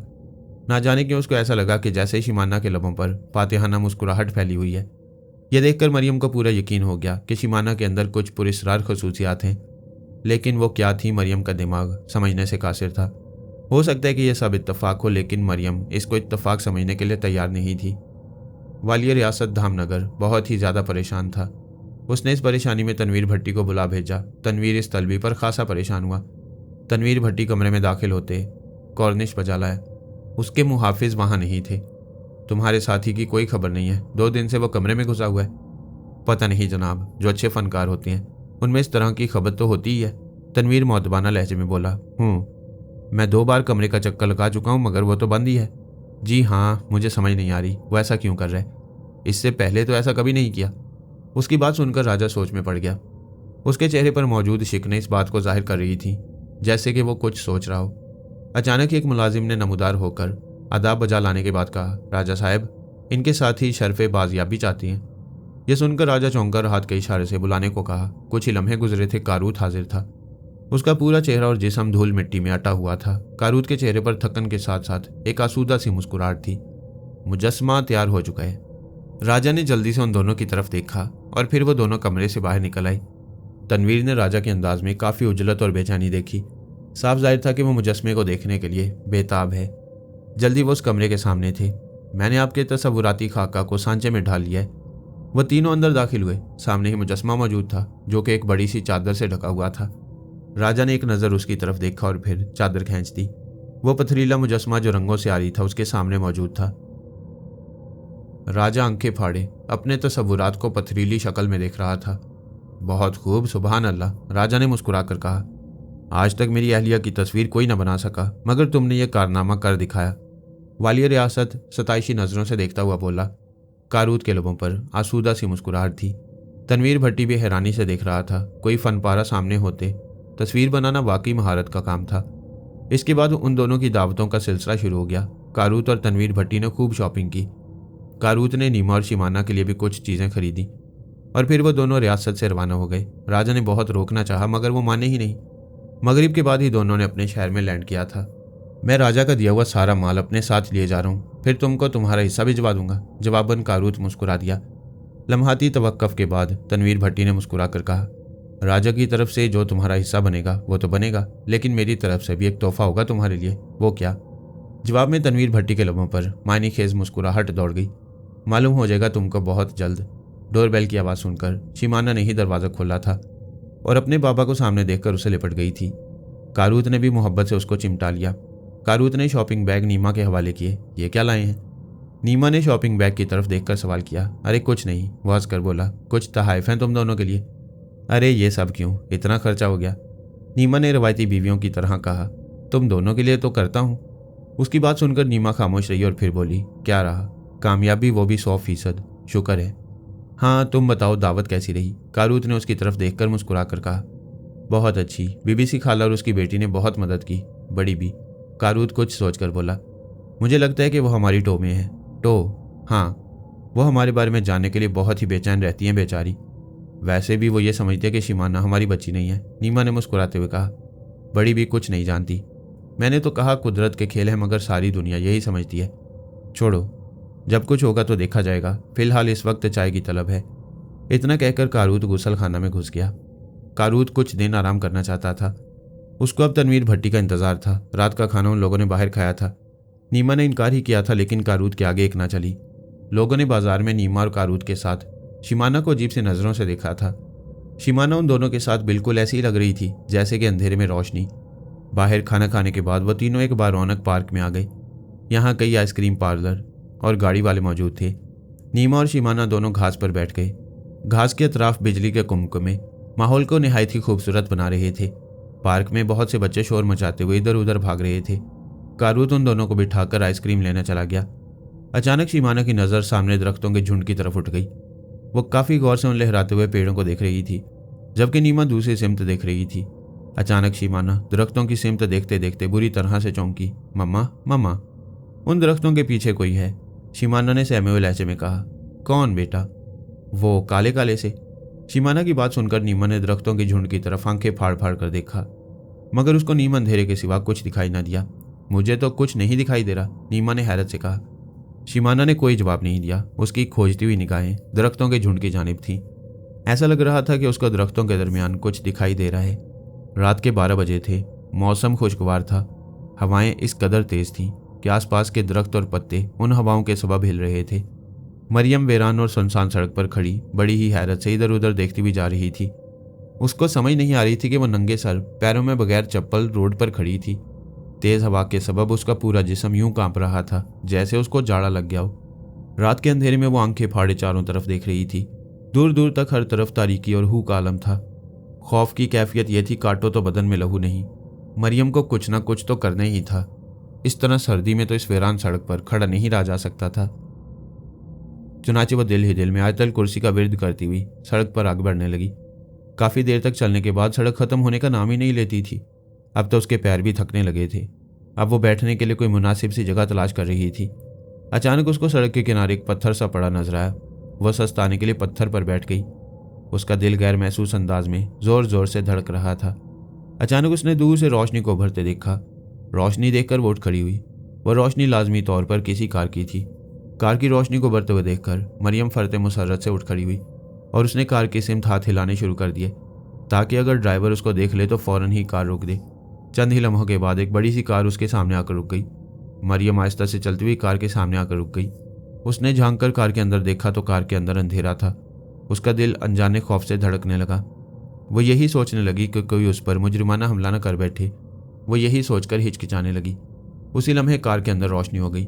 उसने रोशनी में जो देखा उसको देखकर उसकी फलक शगाफ चीखें आसमान से बातें करने लगी। मरियम खौफजदा निगाहों से शिमाना की जानिब देख रही थी जो कि कार की ड्राइविंग सीट पर बैठी थी। वह सहमी हुई नजरें उसकी जानिब देख रही थी। शिमाना की आंखें बहुत ही खौफनाक मालूम हो रही थी। उन आंखों से बहता खून गालों पर जम चुका था। शिमाना मरियम को देखकर वहशतज़दा अंदाज में हंसी। अब की बार मरियम की चीखें पहले से ज्यादा बुलंद थी। अरे निगोड़ मारी, क्यों चिल्ला रही है? बीबी खाला की आवाज़ सुनकर मरियम ने आंखें खोल दी। मरियम ने अपनी चुंधियाई हुई आंखों से चारों तरफ देखा। दिमाग में नींद और खौफ का खुमार मौजूद था। जब दिमाग सोचने के काबिल हुआ तो उसको एहसास हुआ वो एक खौफनाक किस्म का ख्वाब देख रही थी। मरियम ने गहरी सांस ली और इधर उधर देखने लगी। गालिबन वह इस बात का यकीन करना चाह रही थी कि वो अपने कमरे में है या नहीं। क्या हुआ कमबख्त, चिल्लाई क्यों थी? वो अम्मा ड्राउना ख्वाब देखा था, मरियम ने हकलाते हुए कहा। यह सुनकर बीबी सी खाला सर पर 2 हत्थड़ मारकर बोली, अरे निगोड़ मारी, रात के 2 बजे हैं, कितनी बार का है? ड्राउनी फिल्में मत देखा कर मगर बाज नहीं आती, बीबी सी खाला ने चिल्लाते हुए कहा। मरियम ने कोई जवाब नहीं दिया। दरअसल वो अभी तक अपने ख्वाब के ज़ेर असर थी। उसके ज़हन में रह रहकर शिमाना का खौफनाक रूप घूम रहा था। कहीं शिमाना हकीकत में वही तो नहीं जो उसने ख्वाब में देखी थी। ये सोचकर उसके चेहरे पर दहशत के आसार छा गए। तनवीर भट्टी ने पहली बार कारूद के घर में कदम रखा था। उसके होंठों पर वही मखसूस किस्म की मुस्कुराहट थी जो कि उसका जुज थी। कारूद ने उसकी खातिर में कोई कसर उठा न रखी। इस वक्त कारूद ने अखबार उसकी जानिब बढ़ा दी। अखबार की सुर्खी पर नजर पड़ते ही कारूद के चेहरे पर बल पड़ गए। क्या हुआ? कुछ नहीं जनाब, मैं तो समझा था तुम खुश हो गए। देखो राजा साहब ने तुम्हारी तारीफ में जमीन व आसमान के कलाबे मिला दिए और तुम्हारी तस्वीर भी शाया करवा दी। तनवीर भट्टी मुस्कुराते हुए बोला, नहीं जनाब, ऐसी बात नहीं है, मैं खुश हूँ। तुम्हारे तासुरात से ऐसा तो नहीं लगता? अजीब आदमी हो यार, तनवीर भट्टी ने शाने उचकाई। लोग मशहूर होने के लिए ना जाने क्या क्या जतन करते हैं और तुम। तनवीर की बात सुनकर कारूद के लबों पर मायनी खेज तबस्सुम फैल गया। बस जी, गुमनामी पसंद हूँ। उसकी बात पर तनवीर भट्टी हैरत से उसकी तरफ देख रहा था और फिर उसने एक चाबी निकालकर उसके हवाले की। ये क्या है? जवाबन वो मुस्कुराया और बोला, तुम्हारी नई कार की चाबी, जो गिफ्ट मेरी तरफ से है, ये वो है। कारूद ने बाहर निकलकर देखा तो एक बहुत खूबसूरत सी सफ़ेद रंग की कार घर के सामने खड़ी थी। कार पाकर वो बहुत खुश हुआ। तनवीर भी थोड़ी देर बैठकर चला गया। कारूद ने तनवीर से एक लंबी छुट्टी ले ली थी। वो नहीं चाहता था कि अब फिलहाल 1-2 माह तक कोई काम करे। राजा की तरफ से आने वाले इनामात ईमानदारी से उसके अकाउंट में जा चुके थे। इस मामले में तनवीर काफ़ी इंसाफ पसंद वाक़ई हुआ था। कारूद की ख्वाहिश थी वो किसी तफरीही मुकाम पर नीमा और शीमा के साथ जाए। ये फैसला उसने नीमा की वजह से किया था। वो जानता था कि अब तक की हंगामा परवर जिंदगी में उसने नीमा को मौका ही नहीं दिया था कि वो सैर व तफरीह का ख्याल भी दिल में ला सके। जिस माजी से नीमा गुजर कर आई थी, कारूद खुद भी उस माजी का हिस्सा रह चुका था और फिर वो नीमा की महरूमी से क्यों वाकिफ न होता। चुनाचे उसने उस रात को खाने के बाद चाय पीते हुए नीमा को मुखातिब किया। मेरा ख्याल है किसी तफरीही मुकाम चला जाए। ये सुनकर नीमा चौंक गई। अचानक आपको ये तफरीह कहाँ से सूझ गई? बस ऐसे ही सोचता हूँ कि जो तुमने अजियत भरा वक्त गुजारा उसका कुछ तो मुदावा हो। कारूद की बात पर नीमा के चेहरे पर गम के बादल छा गए। गुजरा वक्त वापस नहीं आ सकता, मगर भरपाई तो हो सकती है। चलो ना, ज़्यादा से ज़्यादा 15 दिन, मगर इसके स्कूल का हर्ज होगा। कोई बात नहीं, हम जल्द आ जाएंगे, कारूद ने मुस्कुराकर कहा। जवाब में नीमा मुस्कुरा दी। मरियम के दिल में यह बात जड़ पकड़ चुकी थी कि शिमाना ज़रूर किसी पुरस्कार खसूसियत की मालकन है। उसके दिल में एक ख्वाहिश भी सर उभार रही थी कि वो किसी भी तरह से उस पुरस्कार कुव्वत का राज फाश कर दे। इसका एक तरीका हो सकता था, वो किसी तरह से शिमाना से मिल बैठे। चुनाचे ये बात सोचकर वो अपनी माँ के साथ उनके घर पहुंच गई, लेकिन एक बड़ा सा ताला उनका मुंह चिढ़ा रहा था। मरियम, बीबीसी खाला दोनों हैरतज़दा नज़रों से इस ताले को देख रही थी। देखा, मैं ना कहती थी, ये बच्ची उन दोनों की नहीं थी। राज खुलने के डर से ये दोनों फरार हो गए। खाला ने फखरी अंदाज से कहा, अम्मा तुम तो चुप रहो। मरियम अपनी अम्मा पर उलट पड़ी। दरअसल उसका जहन बदस्तूर इसी बात को सोच रहा था कि अगर शिमाना पुरस्कार कुव्वतें रखती है तो फिर वो इतनी आराम से गायब नहीं हो सकती। जवाब में बीबीसी खाला उसको घूर कर रह गई। हो सकता है अम्मा ये लोग कहीं चले गए हों। अरे ताला मार कर भागता है क्या? ज़रूर पुलिस के डर से भाग गए। अम्मा अब तो तुम ये बात पूरे मोहल्ले में बता देना, तुमने रुकना तो है नहीं। मरियम का अंदाज तंजिया था। अरे तो क्या मैं डरती हूँ किसी से? वाह, बीबीसी खाला इठलाकर बोली। मरियम की बात वाकई दुरुस्त साबित हुई थी कि बीबीसी खाला ने यह बात सारे मोहल्ले में मशहूर कर दी थी।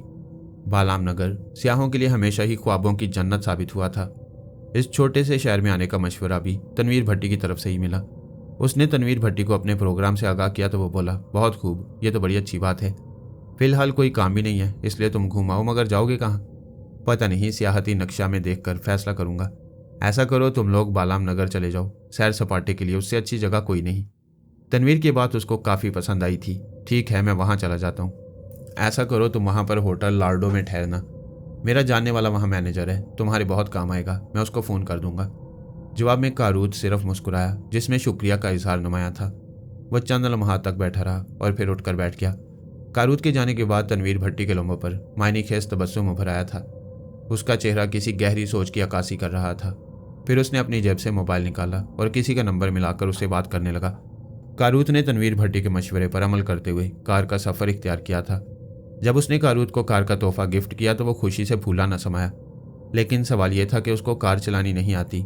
उसकी ये मुश्किल भी उसने हल की थी। एक ही माह के अंदर उसको कार का मुश्ताक कर दिया था। 5 घंटे की तवील और थका देने वाली ड्राइविंग के बाद वो बालाम नगर में दाखिल हुए थे। वाकई बालाम नगर जन्नत नज़ीर, उसको जन्नत का टुकड़ा कहा जाए तो कम नहीं होगा। पूरा शहर बर्फपोश पहाड़ों के बीच घिरा हुआ था। इन पहाड़ों पर बल खाती सड़क उनको होटल लार्डो तक ले गई। होटल लार्डो की इमारत कुछ ज़्यादा वसी नहीं थी। पूरी ही इमारत में 20 कमरे थे। पूरी इमारत में शायद ही कहीं सीमेंट और पत्थर का इस्तेमाल किया गया हो। पूरी इमारत की तामीर में एक ख़ास किस्म की लकड़ी का इस्तेमाल किया गया था, जो कि भूरे रंग की वार्निश से रंगी हुई थी। बैरूनी इमारत बड़े बड़े गोल शातीरों को जोड़कर बनाई गई थी। अंदरून इसे की तरह तख्ते लगाकर इन्हें हमवार बनाया गया था। इस पर सफ़ेदे का पॉलिश किया गया था।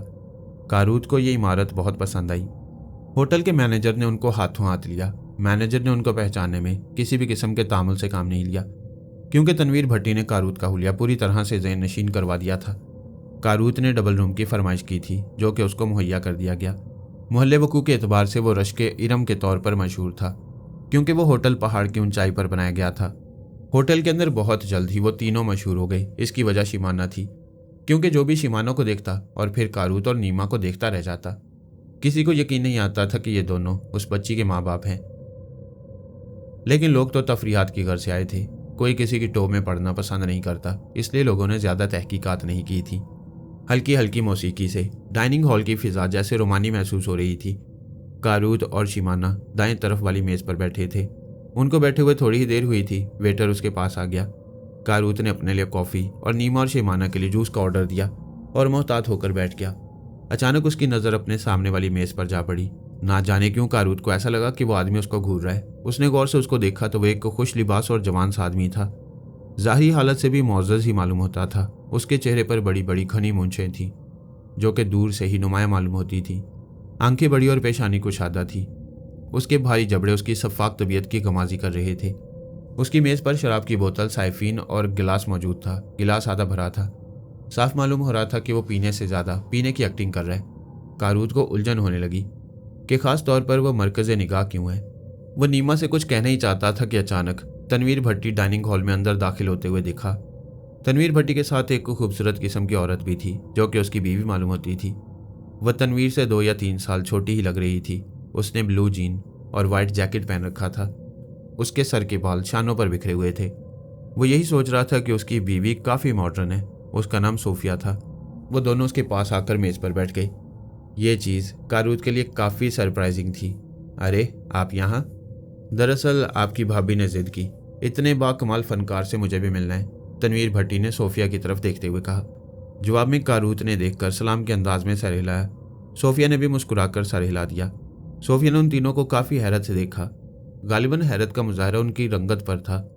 सोफिया ने अपने पर्स से चॉकलेट का पैकेट निकालकर शिमाना की तरफ बढ़ाया। शिमाना ने जवाब में कारूत की तरफ देखा। गालिबन वो इजाज़त लेना चाह रही थी। उसने भी इजाज़त देने के अंदाज में सर हिला दिया। शिमाना ने हिचकिचाते हुए वो पैकेट ले लिया। उन लोगों के दरमियान काफ़ी खुशगवार माहौल में बातचीत हुई। फिर ये सारे तफरीहात के घर से उठ गए। जैसे ही वो उठे, कारूत के सामने बैठा हुआ शख्स भी उठ खड़ा हुआ। वह दोनों बाहर निकल रहे थे और वह शख्स उनके साथ साथ ही बाहर निकला था। ये देखकर कारूत का माथा ठिनक गया। यह भी इत्तेफाक था कि तनवीर भट्टी को जो कमरा मिला वो उनके बराबर वाला था। दोनों फैमिलियां खूब हल्ला गुल्ला करती, इंजॉय करते दिन गुजारती। आज उनका प्रोग्राम म्यूजियम देखने का बना था। म्यूजियम भी इस शहर की शान था। इस म्यूजियम को देखने के लिए लोग दूर दूर से आया करते थे। प्राइवेट टैक्सी से वो लोग म्यूजियम की तरफ रवाना हो गए। इस तफरीही सफ़र में सबसे ज़्यादा खुश शिमाना थी, जो बात बात पर खिलखिला रही थी। टैक्सी के सफ़र पर भी उसने खुशी का इजहार किया। सफ़र के दौरान कारूत की नज़र मुस्तकिल बर्फ़पोश पहाड़ों पर थी। सूरज की रोशनी इन बर्फ़पोश पहाड़ों के मंजर को और खूबसूरत बना रही थी। अचानक बैक व्यू मिरर से उसकी नज़र अपने पीछे आने वाली एक दूसरी कार पर पड़ी, जो कि स्याह रंग की थी। वो कार बिल्कुल उसके पीछे थी। थोड़ी देर के बाद वो एक कदीम और शानदार इमारत के सामने मौजूद थी। मिस्री तर्ज तामीर की इमारत दूर से किसी अहराम का नमूना पेश करती थी। जैसे ही वो पांचों कार से बाहर निकले, कारूत की नज़र उस स्याह रंग की कार पर पड़ी, जो कि म्यूजियम के गेट के सामने रुकी हुई थी। अचानक उस कार में से वही शख्स निकला जो कि उस दिन डाइनिंग हॉल में उसके पीछे था। कारूत के दिल में पहला ख्याल यही आया कि यह अजनबी उसका पीछा कर रहा है, मगर क्यों? उसने कुछ सोचकर तनवीर भट्टी को इशारा किया, जो कि उसके साथ साथ चल रहा था। ब्लैक जीन वाला शख्स हमारा पीछा कर रहा है। तनवीर भट्टी ने उसकी तरफ देखा तो ना जाने क्यों उसके माथे पर बल पड़ गए। तुम्हें कैसे पता? कल से मैं इसको देख रहा हूँ। हम जहाँ जाते हैं ये वहाँ मौजूद होता है। ओह यार, महज इत्तेफाक भी हो सकता है, ये छोटा सा शहर है। उसकी बात सुनकर कारूत ने कोई जवाब ना दिया। उसने सोचा कि हो सकता है कि यह महज इत्तेफाक हो, मगर उसका दिल ये बात मानने को तैयार नहीं था। वो लोग अंदर दाखिल हुए। जब कारूत ने यह सुना कि अंदर बहुत से मुजस्मे भी हैं, तो वो उनको देखने के लिए बेचैन हो गया। चुनाचे उसने तनवीर से कहा, आप लोग घूमे फिरें, मैं ज़रा मुजस्मों की तरफ जा रहा हूँ। तनवीर ने सर हिलाया और कारूत मतलूबा हॉल की तरफ बढ़ गया। ये काफ़ी वसी और ईज़ कमरा था। दरवाजे शीशे के थे, जो कि खुदकार होने के सबब खुल गए। काफ़ी तेज़ किस्म की रोशनी ने उसका इस्तकबाल किया था। मुख्तलिफ जगहों पर मुजस्मे मौजूद थे, जो कि फ़न का एक नादिर नमूना थे। कई ऐसी तारीखी शख्सियात थीं, उनके भी मुजस्मे मौजूद थे। उनमें एक ख़ास शाहकार मुजस्मा भी दिखाई दिया, जो कि एक शोकेस में रखा हुआ था। वह बेख्तियार इसके करीब चला गया। यह मुजस्मा किसी अधेड़ उम्र के इंसान का था, जिसने अपने जिस्म पर शाही खलत पहन रखी थी। उसके दोनों हाथ खुले हुए थे। एक हाथ में इंसान का सर था, जिससे खून बह रहा था, और दूसरे हाथ में तलवार। मुजस्मा इस खूबसूरती से बनाया गया था कि एक एक चीज़ वाज़ेह होती जा रही थी। उसके चेहरे पर गुरूर और तकब्बुर की तमाम अलामात मौजूद थीं। अपने अंदाज से वो कहर और जबर ढाता हुआ नजर आ रहा था। मुजस्मा इतना शानदार और खूबसूरत, फ़न का मुंह बोलता सबूत था कि एक फ़नकार होने की हैसियत से कारूत को ये मुकम्मल नजर आया। ये किसका मुजस्मा है? वो ज़ेरे लब बुड़बुड़ाया। फ़िरौन का। उसी लम्हे अकब से एक अनजानी आवाज़ उभरी। कारूत चौंक कर मुड़ा और फिर दूसरे लम्हे उसके माथे पर बल पड़ गए। उसके सामने वही शख्स खड़ा था जो उसके ख्याल के मुताबिक उसका पीछा कर रहा था। वो अपनी बड़ी बड़ी आंखों से कारूत की जानिब मुस्कुराती हुई नज़रों से देख रहा था। कौन हो तुम? कारूत ने बरहमी से पूछा। अच्छा सवाल है, मगर क्या तुम ये जानना नहीं चाहोगे ये किसका मुजस्मा है? वह मुस्कुरा कर बोला। कारूत जवाब देने के बजाय उसको गहरी नज़रों से देख रहा था। यह उस फ़िरौन का मुजस्मा है जिसको जुल्म और सितम ढाने का शौक था। जब वो बाजार में सैर करने निकलता तो जिसको सजदे में ना पाता उसका सर कलम करवा देता। वह शख्स बड़े पुरजोश लहजे में बोला, मैं समझा नहीं, तुम क्या कहना चाहते हो? मिस्टर कारूत, हम तुमसे दोस्ती चाहते हैं। उसके मुंह से अपना नाम सुनकर कारूत बहुत ज़ोर से उछला। उसकी आंखों में हैरत दौड़ गई। मुझे कैसे जानते हो तुम? कौन हो तुम? चंद दिन पहले अखबार में तुम्हारी तस्वीर देखी और तुम्हारे जैसे आदमियों से मुझे हमेशा ही दिलचस्पी रहती है। मैं समझा नहीं। समझ जाओगे दोस्त, चलो आओ कैफेटेरिया चलते हैं, सुना है वहाँ की कॉफ़ी बहुत अच्छी है। कारूत उसके साथ हैरान परेशान कैफ़े में चलाया। फिर वो दोनों एक मेज़ के गिर्द बैठ गए। कॉफ़ी का ऑर्डर देने के बाद वो शख्स बोला, तुम डॉन जागाल को नहीं जानते। तुम इस अंधेरी दुनिया के मुसाफिर नहीं हो जिसका मैं बादशाह हूँ। उसकी बात सुनकर कारूत के चेहरे पर उलझन के आसार नमूदार हुए। वो कुछ सोचकर बोला, देखो दोस्त, तुम कौन हो मैं नहीं जानता, तुम्हारी बातों से मैं उलझ गया हूँ। उसकी बात सुनकर डॉन जागाल जोर से हंस पड़ा। अगर तुम यही सवाल जुर्म की दुनिया के किसी फर्द के सामने करो तो वो तुम्हें पागल समझेगा। याद रखो, मैं तुम्हारे बारे में एक एक पल की खबर रखता हूँ। तुम क्या करते हो, कहाँ जाते हो? देखो अब मैं तुम्हारे सामने हूँ। वो लापरवाही से मुस्कुराकर बोला। तुम मुझसे चाहते क्या हो? कारूत उलझन आमेज लहजे में बोला। ये एक काम की बात है। देखो दोस्त, मैं तुम्हारे फन का बहुत बड़ा कदरदान हूँ और चाहता हूँ कि तुम मेरे लिए काम करो। वो मुस्कुराया। उसकी बात सुनकर कारूत के चेहरे पर इत्मीनान के आसार नमूदार हो गए। यार तुमने तो डरा दिया मुझे। डरना छोड़ो दोस्त, डॉन जागाल को डरपोक लोग पसंद नहीं है। वह संजीदगी से बोला। मुझे क्या करना होगा? मेरी एक वसी और रीज महल नुमा रिहाइश का है, जागाल बोला, और तुम्हें उसी महल में अपने फन का मुजाहरा करना होगा। वहां इतना काम है कि शायद तुम्हारी जिंदगी कम पड़ जाए। उसकी बात सुनकर कारूत हैरान रह गया और दिल में सोचने लगा कि वाकई इस शख्स के पास इतना काम मौजूद है। जागाल बदस्तूर उसके चेहरे की तरफ देख रहा था जहां सोच की परछाइयां मौजूद थीं। ज्यादा सोचो मत दोस्त, किस्मत बार बार दरवाजे पर नहीं आती। वह मुस्कुराकर बोला। मुझे सोचने की मोहलत नहीं मिल सकती? जरूर मिल सकती है, मगर जवाब इकरार में होना चाहिए। अगर मैं इनकार कर दूं तो? कारूत ने गौर से उसकी तरफ देखते हुए कहा। जवाब में वो खामोश रहा, लेकिन उसके चेहरे पर कुछ ऐसी कैफियत थी जैसे कि उसको कारूत की बात पसंद नहीं आई। इस सूरत में सब कुछ मुमकिन है मेरे दोस्त। जागाल का लहजा नरम गरम सा था। जागाल की बात में एक धमकी पोशीदा थी जिसको महसूस करके कारूत चौंक गया। एक लम्हे के लिए उसके चेहरे पर नाखुशगवार से तासुरात फैल गई और फिर मासूम हो गए। ठीक है, मैं सोचकर जवाब दूंगा। जरूर। 2 दिन के बाद मेरे साथी तुम्हारा कैफे बेरोत में इंतजार करेंगे। जागाल कारूत को बहुत ही पुरस्कार इंसान मालूम हुआ था। वो यही सोच रहा था कि अगर उसने जागाल के साथ काम किया तो वो किसी मुसीबत में न फंस जाए। गुज़िश्ता शाम जागाल से मुलाकात के बाद कारूत वापस म्यूजियम में आ गया था। वो लोग काफ़ी घूमे फिरे थे और फिर होटल वापस आ गए। इस वक्त वो अपने कमरे में था। नीमा और सोफिया दोनों ही बाहर गई हुई थी। ऐन उसी लम्हे तनवीर भट्टी कमरे में दाखिल हुआ। उसके हाथ में चाय के 2 कप थे। उसको सोच में डूबा हुआ देखकर तनवीर भट्टी ने पूछा, खैरियत तो है? क्या हुआ? हाँ, वो जैसे चौंका। क्या परेशान हो? कारूत ने इस बात में सर हिलाया। फिर उसने जागाल के बारे में सारी तफसीलात से आगाह कर दिया। जागाल का नाम सुनकर उसके माथे पर बल पड़ गए। जागाल बहुत ही खतरनाक आदमी है। जुर्म की दुनिया में लोग उसको डॉन जागाल के नाम से जानते हैं। दुनिया का ऐसा कौन सा गैर कानूनी काम है जो डॉन जागाल ना करता हो? उसकी बात पर कारूत ने काफी हैरत का मुजाहरा किया। अचानक तनवीर भट्टी कुछ सोचता वो बोला, अब तुम क्या करोगे? क्योंकि जागाल को मना करना इतना आसान नहीं है। जवाब में उसके लबों पर फीकी सी मुस्कुराहट ऊद कर आई। मैं वही करूंगा जो इससे पहले करता आया हूँ। उसकी बात सुनकर तनवीर ने हैरत से उसकी जानिब देखा मगर बोला कुछ नहीं। इसके बाद कारूत बालाम नगर में नहीं रुका। दूसरे दिन ही उसने नीमा से कहा, वापस चलने की तैयारी करो। क्यों? आप तो 15 दिन का बोल कर लाए थे, लेकिन अभी 1 हफ्ता ही हुआ है। इसका जवाब मैं घर चल कर दूंगा। नीमा ने कोई जवाब नहीं दिया, बस खामोशी से पैकिंग करने लगी। उसको पैकिंग करते हुए देखकर वो मुस्कुराकर बोला, तुम्हारी बहस ना करने की आदत मुझे बहुत पसंद है। मुझे मालूम है आप कुछ गलत नहीं करेंगे, जरूर इसमें हमारी भलाई पोशीदा होगी। नीमा का जवाब था। फिर वो अपने कमरे से निकलकर तनवीर भट्टी के कमरे तक पहुंचा और उसको अपने प्रोग्राम से आगाह कर दिया। अरे इतनी जल्दी? बस अब दिल नहीं लग रहा। उसके लबों पर फीकी सी मुस्कुराहट दौड़ गई। ओह समझा, तुम जागाल की वजह से जा रहे हो। उसने इस बात में सर हिला दिया। क्या तुम शहर जाओगे? हाँ फिलहाल। तो क्या कहीं और जाने का प्रोग्राम है? अभी कुछ नहीं कह सकता। अच्छा तुम्हारी मर्जी। शहर पहुंचकर मुझसे राब्ता कर लेना, मैं चंद दिन में निकलूंगा। इस बात का कारूत ने कोई जवाब नहीं दिया। अलबत्ता जब वो तनवीर के पास से निकला तो उसके माथे पर सिलवटें बिखरी हुई थी। कारूत के जाने के बाद तनवीर ने जेब से अपना मोबाइल फोन निकाला और किसी का नंबर मिलाने लगा। उसके चेहरे पर परेशानी के आसार गहरे हो चले थे। 6 घंटे की कार ड्राइव के बाद वो लोग अपने घर वापस आ चुके थे। अभी सफर की थकान उतरी भी नहीं थी कि दरवाजे पर दस्तक हुई। कारूत ने चौंक कर उसकी तरफ देखा, फिर नीमा की तरफ देखकर आहिस्ता से बोला, कोई मेरा पूछे तो मना कर देना। नीमा सर हिलाती हुई चली गई। जल्द ही उसकी वापसी हुई, लेकिन इस बार वो अकेली नहीं थी। उसके साथ एक सादा कपड़ों में मलबूस बूढ़ी खातून थी। उनके चेहरे पर एक नरम और शफीक सी मुस्कुराहट थी। बीबीसी खाला के बरक्स इस खातून के चेहरे पर नरमाहट थी। कारूत और नीमा बड़ी बी को उलझन भरी नजरों से देख रहे थे। शिमाना अपने कमरे में थी।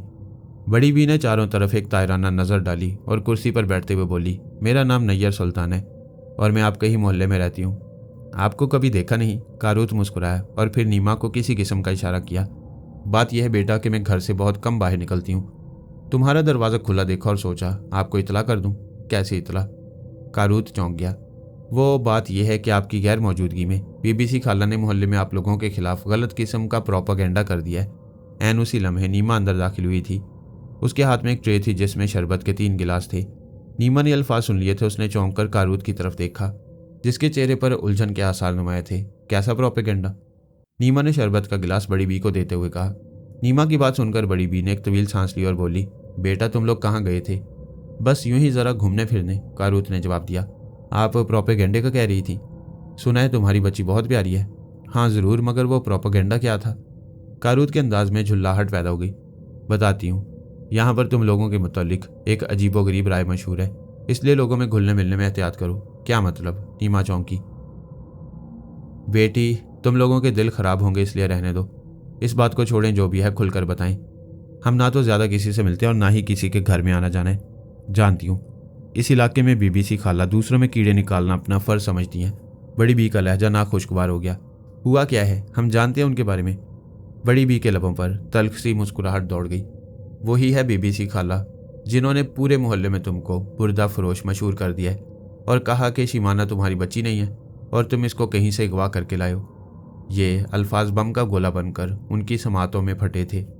नीमा का चेहरा तो सफ़ेद ही पड़ गया, जबकि कारूत पुरसकून था। बड़ी बी के जाने के बाद भी काफ़ी देर तक खामोशी रही। मुझे तो बहुत दुख हुआ उनकी बातें सुनकर। रहने दो, बाज़-औक़ात लोगों की आदत होती है। नहीं, मैं उनके घर जाकर उनसे पूछूंगी ज़रूर, आखिर हमारा क्या कसूर है। नीमा ने गुस्से से जवाब दिया। अरे छोड़ो भी, जाने दो। नहीं, हम लोग तो पूरे मोहल्ले में बदनाम होकर रह गए हैं, हमारा क्या कसूर है? शिमाना अभी बच्ची है, उसके ज़हन पर बुरा असर पड़ेगा। वो आग उगलते हुए बोली। अब हमें ना इस मोहल्ले से गर्ज है ना ही यहाँ के रहने वालों से। क्या मतलब? नीमा बुरी तरह से चौंक पड़ी। इसलिए कि हम यहाँ से भी कूच करने वाले हैं। तो क्या वो लोग? नीमा की आवाज़ में लर्जाहट नुमाया थी। अरे नहीं, उनके फरिश्तों को भी खबर नहीं। तो फिर? यहाँ मामला कुछ और ही है। आखिर कुछ पता तो चले, नीमा घबरा कर बोली। अब कारूत ने उसको तफसील बताई तो वो भी परेशान हो गई। तो अब क्या करोगे? कारूत ने उसको गहरी नज़रों से देखते हुए पूछा। तुम्हारी क्या राय है? मैं उसके लिए काम करूं या नहीं? हरगिज़ नहीं। किसी जुराइम पेशा आदमी के लिए काम करने की हरगिज़ ज़रूरत नहीं, नीमा हतमी लहजे में बोली। फिर मैं खामोशी से इस मकान का सौदा कर लूँगा और फिर हम वहाँ से निकल जाएंगे। वैसे भी मैंने काफ़ी असासा जमा कर लिया। नीमा ने कुछ नहीं कहा। वो खामोशी से अपने शौहर की जानिब देखे जा रही थी। कारूत के मना करने के बावजूद नीमा बीबीसी खाला के घर पहुंच गई। दरवाज़ा बीबीसी खाला की बहू ने खोला था। खाला की बहू ने फौरन उसका अंदर बुला लिया। जल्दी वो खाला के सामने थी। खाला अपना पानदान खोले बैठी थी और छालियाँ कुतर रही थी और मरियम मोबाइल में गुम थी। अरे निगोड़ मारी, इस शैतानी चरखे को छोड़ दे, खाला मरियम पर चिल्लाते हुए बोली। अच्छा अम्मा। उसने फौरन मोबाइल एक तरफ रख दिया। ऐन उस वक्त उसकी नज़र नीमा पर पड़ी तो वो खुश हो गई। नीमा के चेहरे पर हद दर्जा संजीदगी छाई हुई थी। उसके चेहरे पर बेइंतहा सख्ती देखकर मरियम का माथा ठिनका। बाजी चाय बनाऊं? खाला की बहू ने कहा। नहीं, नीमा का लहजा सर्द था। हम तो दो कौड़ी के लोग हैं, जुराइम पेशा। आप जैसे जी इज्जत लोगों की किरदार कशी करना हम जैसे लोगों का वतीरा है। आप कहना क्या चाहती हैं बाजी? मरियम ने कदरे गर्म होते हुए कहा। तुम्हारी माँ अच्छे से समझती है। उसकी बात सुनकर मरियम और उसकी बहू ने चौंक कर उसकी तरफ देखा, जबकि बीबीसी खाला का चेहरा सफेद पड़ गया था। तुम कहना क्या चाहती हो बेटी? मैं जो कहना चाह रही हूँ, शिमाना मेरी ही बेटी है। आप लोगों के इस गलत प्रोपेगेंडे की वजह से अब हम ये मोहल्ला छोड़ने पर मजबूर है। लेकिन आपसे इल्तिजा है कि दोबारा किसी के साथ ऐसा मत करना। इंसान की इज्जत उसकी जुबान के नीचे है। जुबान उसको धूप में भी खड़ा करती है और छाँव में भी। बोलते बोलते नीमा का लहजा ग्लूगीर हो गया। नीमा के लहजे की नमी देखकर खाला की बहू का चेहरा सफेद पड़ गया। वो कदरे तवक्कुफ के बाद बोली, बाजी। इससे कबल वो कुछ और कहती, नीमा ने हाथ उठाकर उसको खामोश करवा दिया और बीबीसी खाला को मुखातिब करके कहने लगी, आपको हमने अपना समझा। खैर, आप कभी दूसरे के साथ ऐसा मत करना। दूसरे का दिल दुखाना बहुत बड़ा गुनाह है। इतना कहकर वह तेज तेज कदमों से बाहर निकल गई। बीबीसी खाला निहायत शर्मिंदगी के आलम में चोर नजरों से बेटी और बहू को देख रही थी। उसके अल्फाज निश्तर की तरह उसके वजूद को लहूलुहान कर गए थे। चंद लम्हात के तवक्कुफ के बाद वो बोली, नीमा ने ठीक कहा कि दूसरों की टोह में रहना सबसे बड़ा गुनाह है। आज के बाद मैं कोई ऐसा काम नहीं करूंगी जिससे दूसरों का दिल दुखे। खाला दुख भरे लहजे में बोली। कोई कुछ न बोला। वो दोनों अभी तक नीमा के जुमलों के सहर में खोई हुई थी।